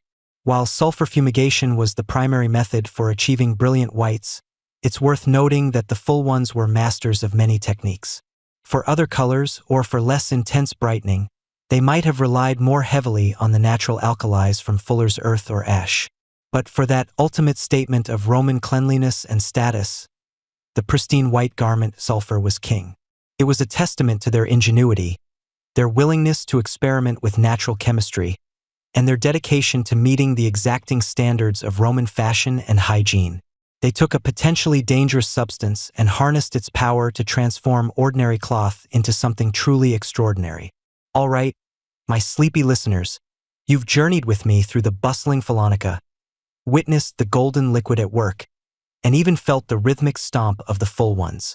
You've seen how they got clothes generally clean, how they rinsed, and how they even bleached fabrics to a dazzling white. But now, let's lean in a little closer, because there's a darker, more insidious challenge that every laundry professional, ancient or modern, dreads: the stubborn stain, the one that stares back at you, defiant, refusing to yield. Imagine you're a Roman citizen, perhaps a senator, and you've just returned from a particularly enthusiastic public banquet. Your pristine white toga, once a symbol of your dignity, now bears the unfortunate badge of a spilled goblet of dark Falernian wine, a splash of olive oil from a dropped amphora, and, heaven forbid, a faint smudge of something that looks suspiciously like garum, that pungent fish sauce that was everywhere. You groan. You certainly wouldn't just grab a bottle of oxyroman from the shelf, unfortunately. No, for this you needed the true masters, the stain whisperers of the ancient world, the Fullones. When you brought your stain-marred garment to the Fullonica, the first thing you'd notice was the fuller's gaze. It wasn't just a casual glance. It was an expert assessment. They'd examine the fabric, mostly wool, the primary textile for Roman clothing, which, as you might know, is notoriously absorbent and prone to holding onto stains with a vengeance. Linen was also common, but wool's nappy texture and natural oils made it a particular challenge. This was a mainstream historical fact that shaped their entire approach. Wool was a workhorse, but a demanding one. The fuller would identify the stain's color, its texture, its likely origin. Was it animal blood from a gladiatorial spectacle? A greasy residue from a lamp? Or perhaps a dye transfer from another garment? This initial diagnosis was crucial, guiding their subsequent attack strategy.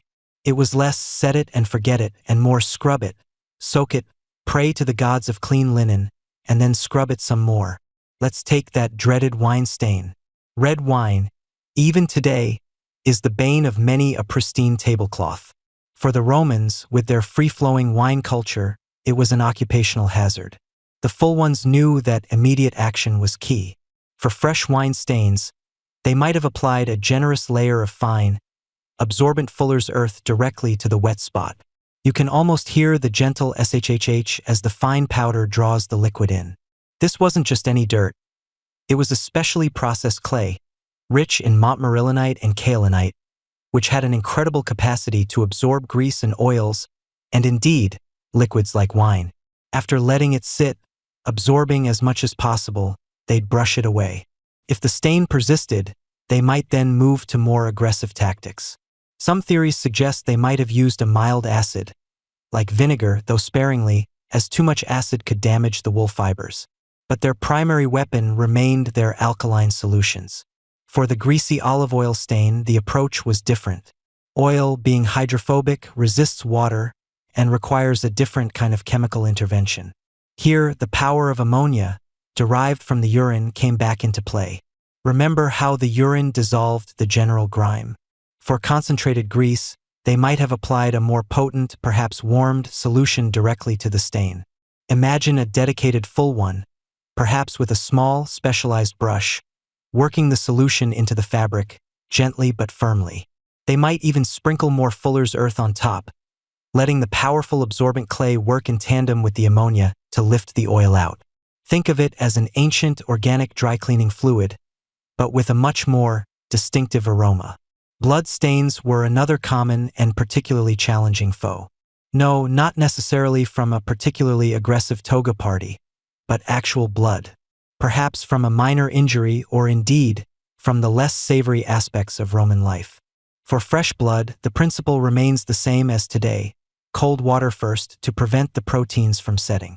Then, for dried or stubborn blood, the Fullones would again turn to their trusted toolkit. The ammonia in urine, with its protein-dissolving properties, would be invaluable. They might soak the stained area in a concentrated urine solution, allowing the ammonia to break down the blood proteins. Some sources suggest they might even have used a paste of fuller's earth mixed with urine for a more targeted application, letting it sit for a prolonged period before scrubbing. It was a meticulous, often repeated process. But their arsenal wasn't limited to just urine and fuller's earth. The Fullones were true alchemists of cleanliness, experimenting with various natural remedies. They likely utilized lye, a strong alkali derived from wood ash, which would have been even more potent for breaking down fats and proteins. Imagine the careful process of leaching ash with water to create this powerful caustic solution. They had to be incredibly skilled, knowing just the right concentration to use without damaging the precious fabric. For certain stains, perhaps those with a mineral or rust component, they might have employed sour liquids like fermented grape juice or even the aforementioned vinegar for their mild acidic properties. Then there were the more obscure, perhaps even fringe tidbits of their stain-fighting knowledge. Historians still debate whether specific fullonicae had secret family recipes for their most potent stain removers, passed down through generations, or if it was simply a matter of shared, empirical knowledge. Some scholars suggest that Fullones might have experimented with various plant extracts, perhaps the root of soapwort, Saponaria officinalis, known for its saponins that create a natural lather, or other local herbs believed to have cleansing properties.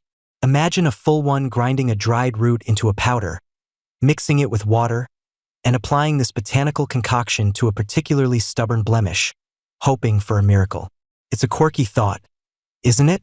The idea of an ancient herbalist moonlighting as a laundry expert. The process of tackling a stubborn stain wasn't a quick fix. It required patience, expertise, and a lot of elbow grease.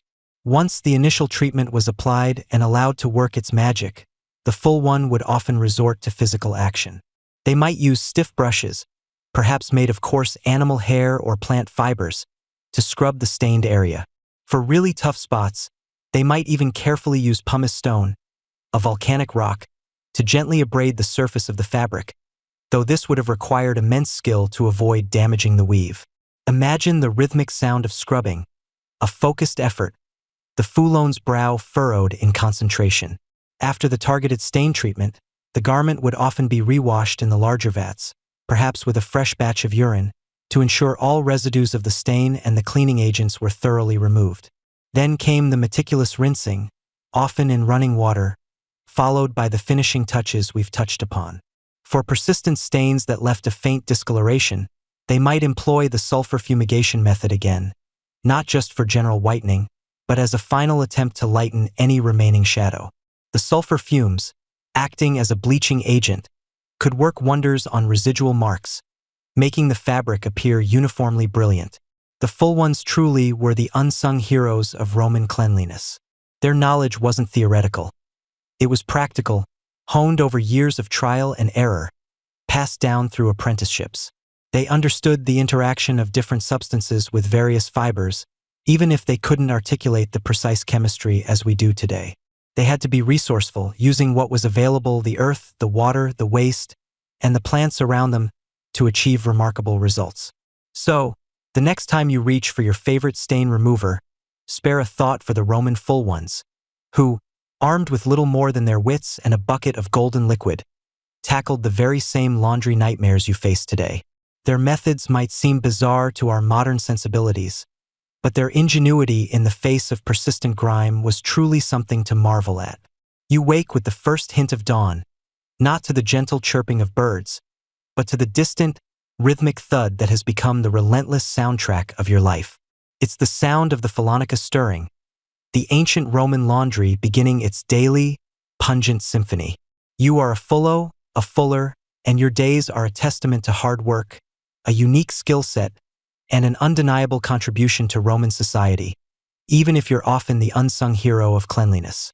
As you rub the sleep from your eyes, you can almost taste the damp, earthy air, tinged with the unmistakable sharpness of ammonia that perpetually hangs around your workplace, clinging to your clothes, your skin, even your hair. Forget those fancy perfumes the wealthy Romans dab behind their ears. Your signature scent is decidedly organic. You pull on your simple tunic, perhaps a bit threadbare, but always clean, a point of professional pride. You trudge downstairs, or perhaps across the courtyard, to the heart of your world, the bustling, steamy Fullonica. It's not a glamorous life, but it's a vital one. Your day begins before most of Rome has even considered its first meal. You greet your fellow Fullones, a mix of freedmen, apprentices, and sometimes enslaved laborers, all united by the common goal of transforming soiled garments into pristine textiles. There's a hierarchy, of course. The Magister Fullonum, the master fuller, oversees the entire operation, often a shrewd businessman who understands both the chemistry of cleaning and the commerce of clothing. You, perhaps, are an experienced journeyman guiding the younger hands, or maybe you're just starting out learning the ropes, or rather, the stomping. The physical demands of being a Fullone are immense. Imagine spending hours on end, day after day, wading into those vats, feeling the lukewarm, oddly viscous mixture of water and collected human urine slosh around your ankles. Then the rhythmic, powerful stomping begins. You lift your leg, bring it down, lift, bring down, again and again, pushing the dirty fabric against the rough bottom of the vat, forcing the ammonia-rich liquid through the fibers. It's like a never-ending, slightly squishy dance routine, except your dance partners are dirty togas and tunics, and your stage smells suspiciously like a public convenience. Your calves ache, your back protests, but you keep going, driven by the sheer volume of clothes that flow through the Fullonica daily. It's a full-body workout that would put any modern gym enthusiast to shame, though perhaps with less appealing aromatherapy. Beyond the stomping, there's the meticulous rinsing. You move the now loosened grime-laden clothes to separate basins, often fed by a continuous stream of fresh, flowing water. You work your hands over every fold, every seam, ensuring not a trace of the powerful cleaning agent remains. This part is crucial. A poorly rinsed garment might still carry that telltale scent, a mark of amateurish work.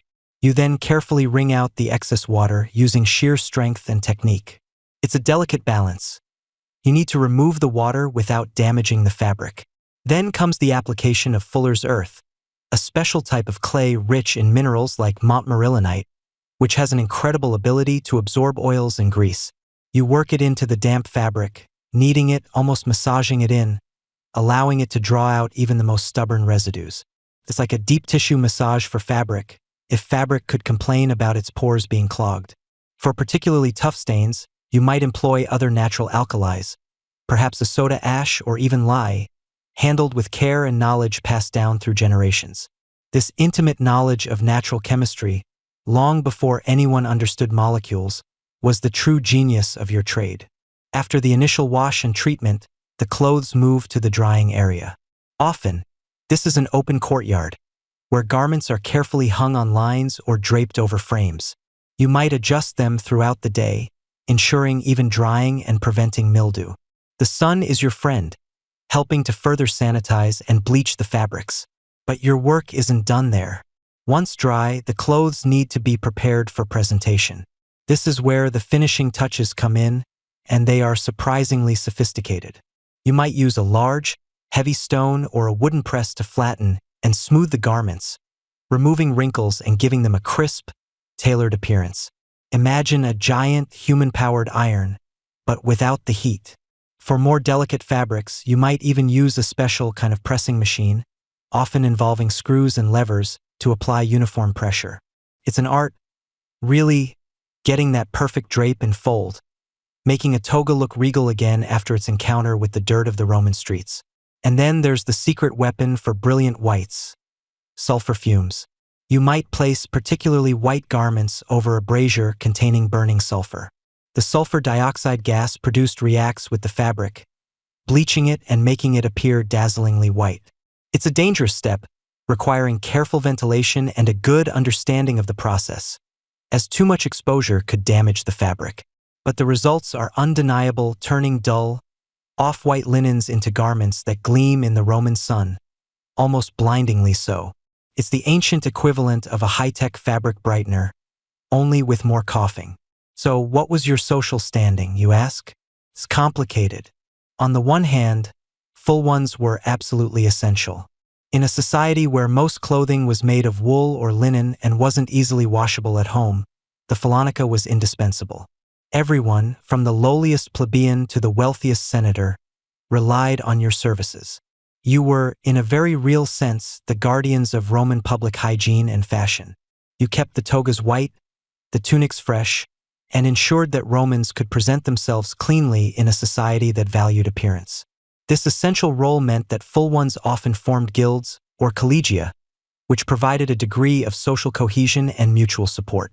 These guilds could even exert political influence in their local communities, sometimes acting as powerful voting blocs. This is a mainstream historical fact. These collegia were a significant feature of Roman professional life.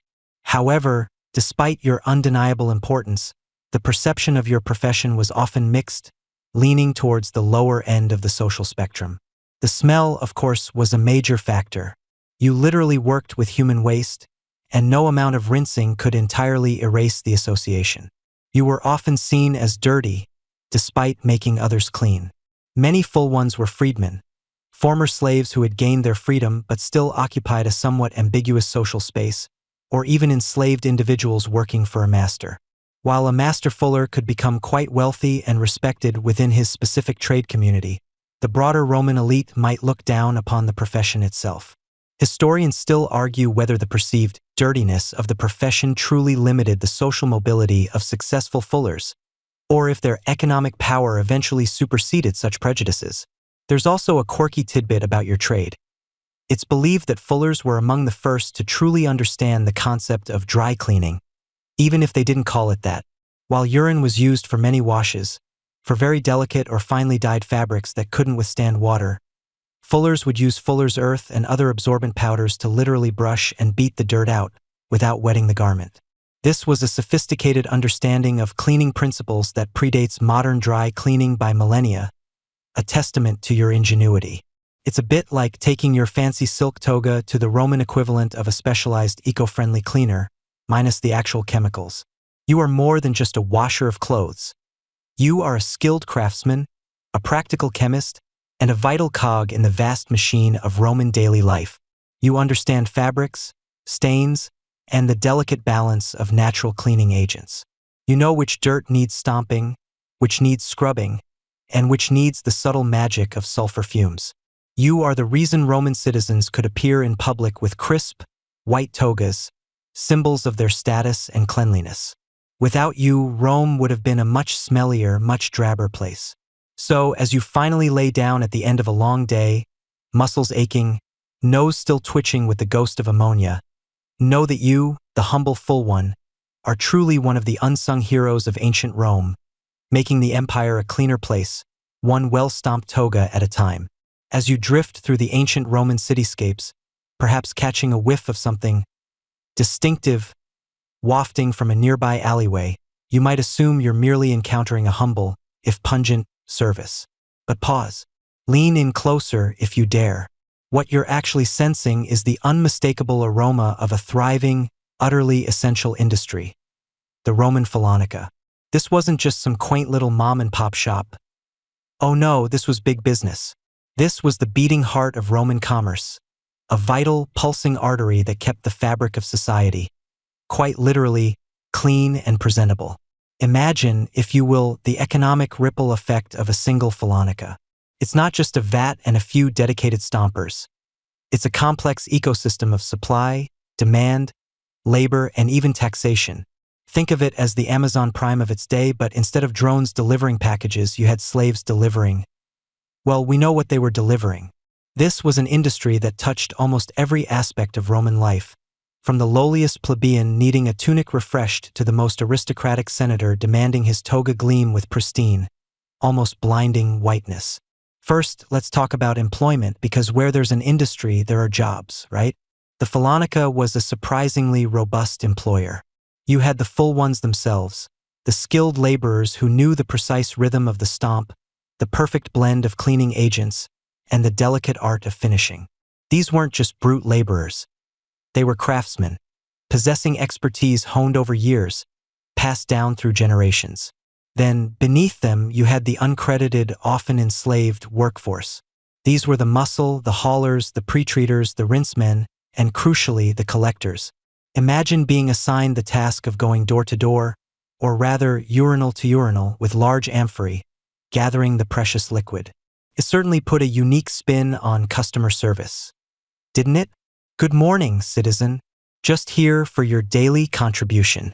It might not have been the most glamorous profession, but it was absolutely indispensable, and it kept countless individuals employed, from the lowliest slave to the entrepreneurial fuller who owned the establishment. Beyond the people, consider the vast supply chain that fed this industry. It wasn't just about urine, though that was certainly the star player. You needed vast quantities of water, which meant the Fullonica often had to be strategically located near an aqueduct or a reliable water source, ensuring a constant flow for rinsing. Then there was the fuller's earth, a specific type of clay rich in montmorillonite, known for its incredible absorbent and degreasing properties. This wasn't just dug up from any old ditch. It had to be mined, processed, and transported, often over considerable distances. Think of the quarry workers, the carters, the merchants involved in just getting this one ingredient to the Fullonica. And let's not forget the sulfur for bleaching, the various alkalis derived from plant ashes, and the sheer amount of wood needed to heat water for certain processes or to fuel the braziers for the final sulfur fumes. Each of these components represented an entire mini-industry in itself, all converging on the Fullonica. It was a true testament to Roman logistical prowess, ensuring that even the most peculiar raw materials found their way to where they were needed. Now, for a truly fascinating historical tidbit that underscores the economic significance of this golden liquid. The vectigal urine. Yes, you heard that right. It was a tax on urine. While historians still debate whether it was a direct tax on the collection of urine from public urinals or a tax on the sale of urine by those who collected it, the very existence of such a levy speaks volumes. The Roman emperors, most famously Vespasian, understood the immense value of this commodity and saw an opportunity to fill the imperial coffers. Imagine the government saying, "Your waste is our profit." It's a rather ingenious, if slightly gross, way to generate revenue, isn't it? It highlights that urine wasn't just a free byproduct. It was a recognized, taxable commodity, traded and valued within the Roman economy. This wasn't just for cleaning, it was for capital. The Fullonica also played a critical role in the Roman service economy. While we often think of Roman society as being dominated by agriculture and military might, the service sector was surprisingly robust. People needed their clothes cleaned, and they were willing to pay for it. For the wealthy, it was a matter of status. A dirty toga was simply unacceptable. For the average citizen, it was a necessity. Clothes were expensive, and making them last longer through professional cleaning was a smart investment. Even the Roman army relied on full ones to keep their uniforms in serviceable condition. You can imagine the quartermaster, probably a perpetually stressed individual, contracting with a Fullonica to ensure his legionaries didn't march into battle looking like they'd just rolled out of a mud pit. This demand ensured a steady stream of income for the full ones, making them, in many cases, quite affluent. Indeed, the economic importance of the Fullonica meant that full ones often gained considerable wealth and, consequently, a surprising amount of social standing, despite the nature of their work. You see inscriptions on tombs, particularly in places like Pompeii, detailing the prosperity of full ones. They could afford grand houses, fund public works, and even participate in local politics.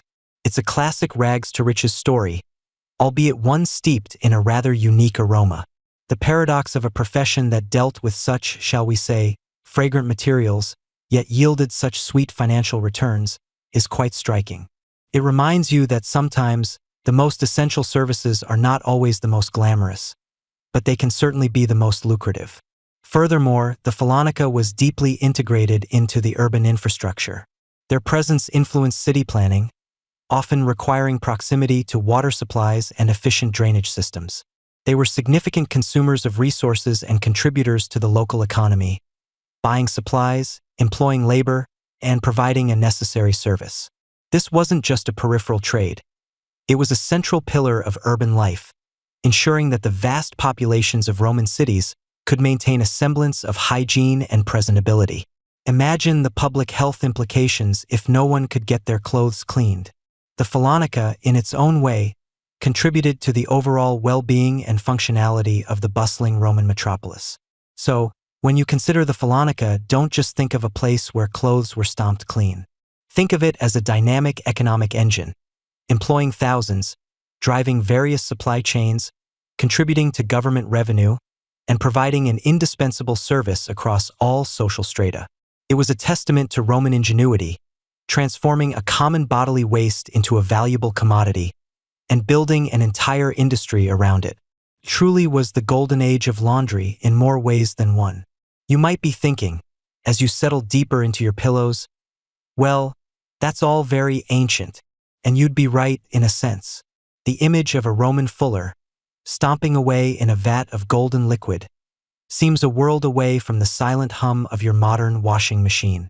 But lean a little closer, and you'll find that the echoes of that bustling Roman Fullonica, the very principles that guided the Fullones' peculiar craft, still reverberate through the gleaming, humming appliances in your very own laundry room today. It's like discovering your great-great-great-great-grandparent invented the first hack for spotless whites, only their secret ingredient was, well, the Romans, for all their unusual methods, were incredibly resourceful. They didn't have the periodic table tacked up in their laundries, nor did they possess a vast array of synthetic chemicals. What they did have was keen observation and an understanding of the natural world around them. They noticed that certain substances, like the ammonia in urine or the absorbent properties of fuller's earth, had a remarkable ability to cut through grease and lift dirt. This fundamental understanding that specific agents could react with and remove grime became the bedrock upon which all future cleaning methods would slowly, incrementally build. You see, the principle of using a chemical agent to break down dirt is exactly what your laundry detergent does today, albeit with a much more pleasant scent and a dramatically different origin story. Imagine trying to market a new detergent with a slogan like, "Now with 100% more ancient Roman authenticity," probably wouldn't fly off the shelves. Consider the very act of washing. The full ones were essentially human agitators, using their feet to force the cleaning solution through the fabric, dislodging particles and loosening stains. This vigorous, rhythmic stomping, while visually striking and perhaps a little squelchy, was a primitive form of mechanical agitation. Fast forward through the centuries, and you see this principle evolve. People moved from stomping to using washboards, manually scrubbing clothes against a corrugated surface to achieve a similar effect. Then, in the 17th and 18th centuries, inventive minds began to tinker with mechanical devices. One mainstream historical fact you might find fascinating is that some of the earliest washing machines, emerging in Europe, were essentially large wooden barrels with a hand-cranked agitator inside. No more human feet needed, thankfully. You'd spin a paddle or a set of pegs, mimicking that ancient agitation, but with gears and levers instead of tired calves. It was a slow, arduous process, still involving a lot of manual labor, but it was a direct descendant of the Roman Fullones' foot-powered wash cycle. The basic concept remained. You need to agitate the clothes in a cleaning solution to get them truly clean. It's like the Romans started the first stomp dancing for cleanliness craze, and we just kept refining the choreography. The evolution didn't stop there. As the centuries turned, the focus on efficiency and hygiene grew. The use of lye, derived from wood ash, became a common cleaning agent, providing a strong alkaline solution similar in effect to the ammonia the Romans prized. Then came the gradual, painstaking development of true soap. For a long time, soap was a luxury, a product of fat and lye that was often made at home or by specialized artisans. It wasn't until the Industrial Revolution, with advancements in chemistry and manufacturing, that soap became widely available and affordable for the masses. This marked a significant shift from the Roman reliance on naturally occurring substances and byproducts. No longer did you need to collect public urine. You could buy a bar of soap, a much more convenient and socially acceptable shopping trip. And what about those finishing touches? The Romans, with their meticulous attention to detail, didn't just wash clothes. They finished them. They pressed and smoothed garments, sometimes using heated stones or heavy weights, to achieve that crisp, pristine look. This, too, laid the groundwork for future innovations. You can trace a direct line from a Roman fuller carefully pressing a tunic to the invention of the flat iron, which emerged in various forms over the centuries, from simple heated metal plates to the electric irons we use today.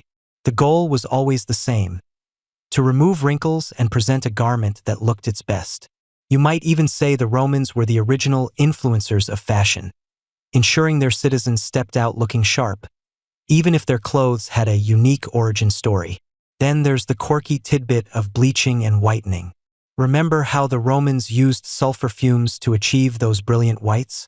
Sounds like something out of a mad scientist's lab, doesn't it? Well, the pursuit of dazzling white fabrics continued for centuries. Before modern chemical bleaches became commonplace, various methods were employed, often involving sunlight, strong alkalis, or even, in some cultures, the use of plants containing saponins, natural soap-like compounds. The very idea of using a separate process to whiten fabric, distinct from merely cleaning it, shows a sophisticated understanding of textile care that the Romans pioneered. Historians still debate whether the Romans truly grasped the chemical principles of ammonia and sulfur, or if they simply observed their effectiveness and applied them pragmatically through generations of empirical trial and error. But regardless, their methods, however unorthodox, achieved results that were desired across time and cultures. It's almost like they had a secret menu for their laundry service. Would you like the standard clean, or the sulfur fume dazzling white special? The commercial aspect of the Fullonica also left a lasting legacy. These were not just individual households doing their laundry. They were specialized businesses, an integral part of the Roman economy. This concept of a dedicated, professional laundry service persisted, albeit in different forms. Think of the communal wash houses that dotted European towns for centuries, or the early commercial laundries that sprang up during the Industrial Revolution to serve factories and growing urban populations. And today, of course, you have your local laundromats, dry cleaners, and even high-end garment care specialists. The Fullonica was the ancient ancestor of all these businesses, demonstrating that laundry, far from being a mere household chore, could be a vital, profitable industry. It's a testament to their business acumen. They saw a need, found a resource, and built an empire of clean clothes. So, as you drift off, consider this. The next time you toss a load into your sleek, silent washing machine, you're participating in a ritual that has been evolving for thousands of years. From the rhythmic thud of a fuller's foot in a urine vat to the gentle tumble of a high-efficiency dryer, the core principles of cleaning, agitation, chemical action, rinsing, and finishing have remained remarkably consistent. It's a quiet testament to human ingenuity and adaptability, a reminder that even the most unexpected resources can be transformed into tools for cleanliness and comfort. The Romans, in their quirky, resourceful way, started us down this path, leaving behind a legacy not just of impressive buildings and roads, but also of surprisingly advanced laundry techniques that slowly, subtly shaped the way we clean our clothes today. Good night, and may your dreams be as clean and fresh as a Roman toga after a visit to the Fullonica. Minus the scent, of course. You've journeyed with us through the surprisingly pungent, yet undeniably effective world of Roman laundry. As we reach the end of our tale, you find yourself standing at the crossroads of ancient ingenuity and human resourcefulness, looking back at a civilization that truly understood how to make the most of, well, everything. You see, the story of how Roman laundry was done using urine isn't just a quirky footnote in history. It's a shining testament to their remarkable ability to transform the unexpected into the utterly essential. Imagine, for a moment, the sheer audacity of it. In a world without readily available synthetic detergents or mass-produced soaps, the Romans didn't just throw up their hands in despair and accept grimy tunics. Oh no, they observed, they experimented, and they discovered. They looked at a ubiquitous bodily waste product, something we, in our modern sensibilities, are conditioned to view purely as refuse, and they saw potential. They saw ammonia, they saw cleanliness, and they didn't just see it, they built an entire industry around it. You can almost hear a Roman entrepreneur, centuries ahead of their time, musing, "Waste not, want not," especially when it comes to a free and effective degreaser.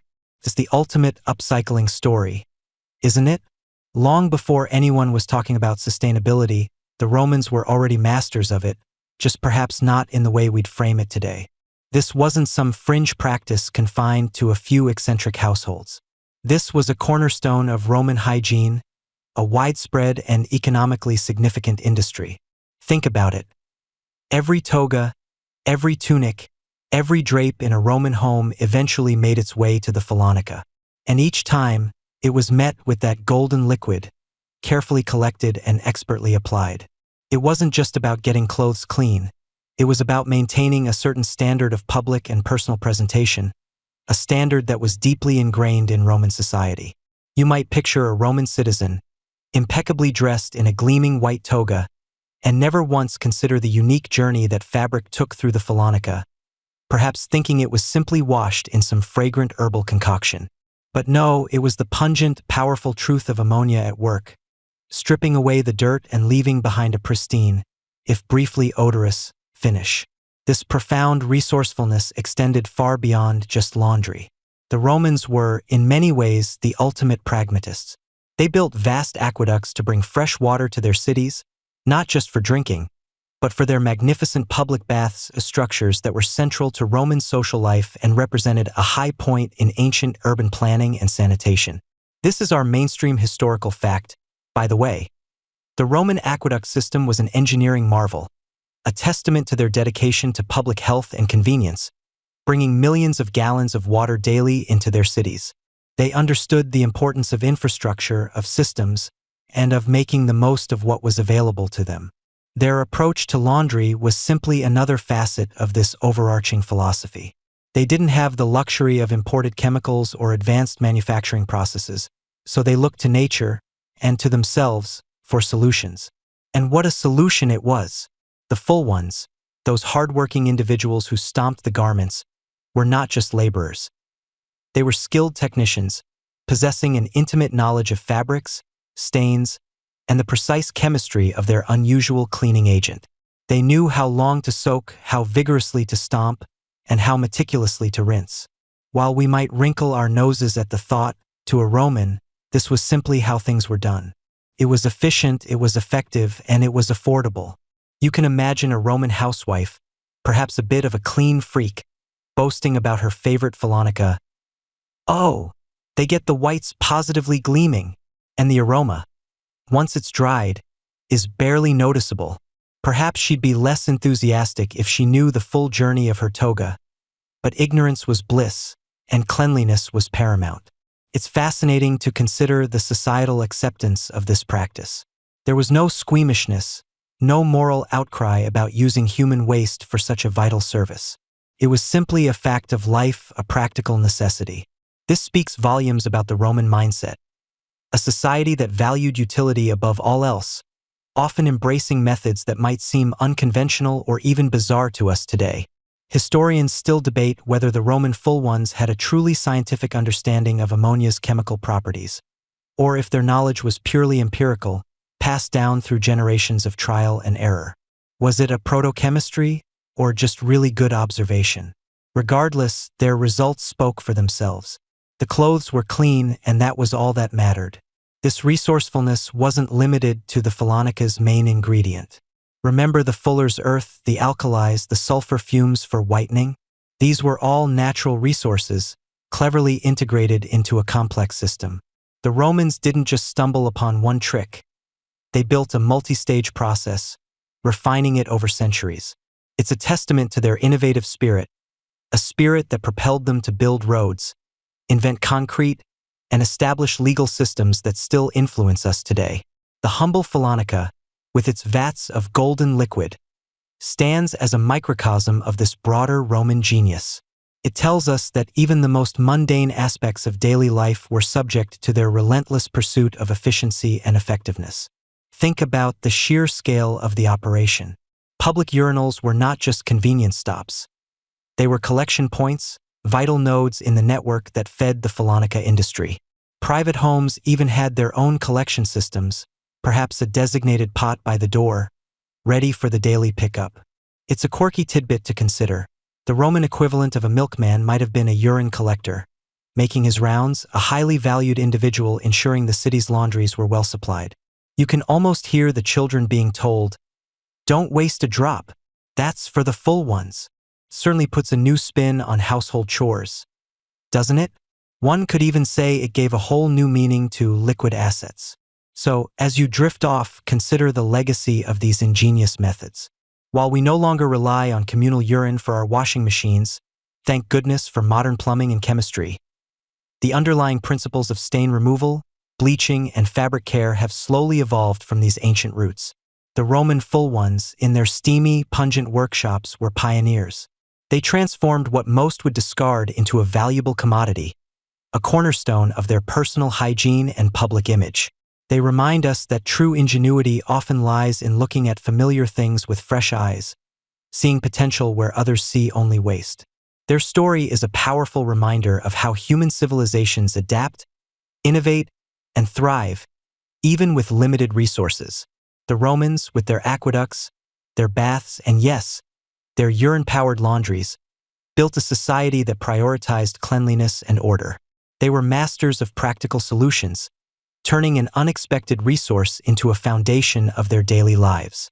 You can almost hear the soft hum of the Fullonica now, the rhythmic stomping, the steam rising, a testament to a civilization that truly understood how to make the most of every single drop. Now, as the echoes of ancient Fullonica fade, and the image of bustling Roman laundries becomes a gentle whisper in your mind, let your thoughts drift away from the practicalities of ancient cleaning.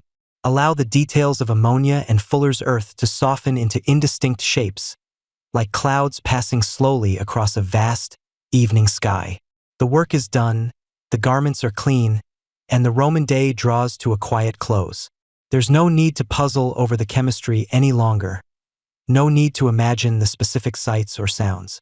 Just a gentle, lingering sense of wonder at how resourceful humanity has always been, finding solutions in the most unexpected places.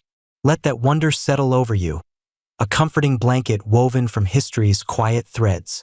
Feel the soft warmth of your own bed, the gentle rhythm of your breath, as your mind begins to quiet, preparing for a peaceful journey into slumber. All the stories are told, all the questions answered, leaving only a sense of calm and completeness.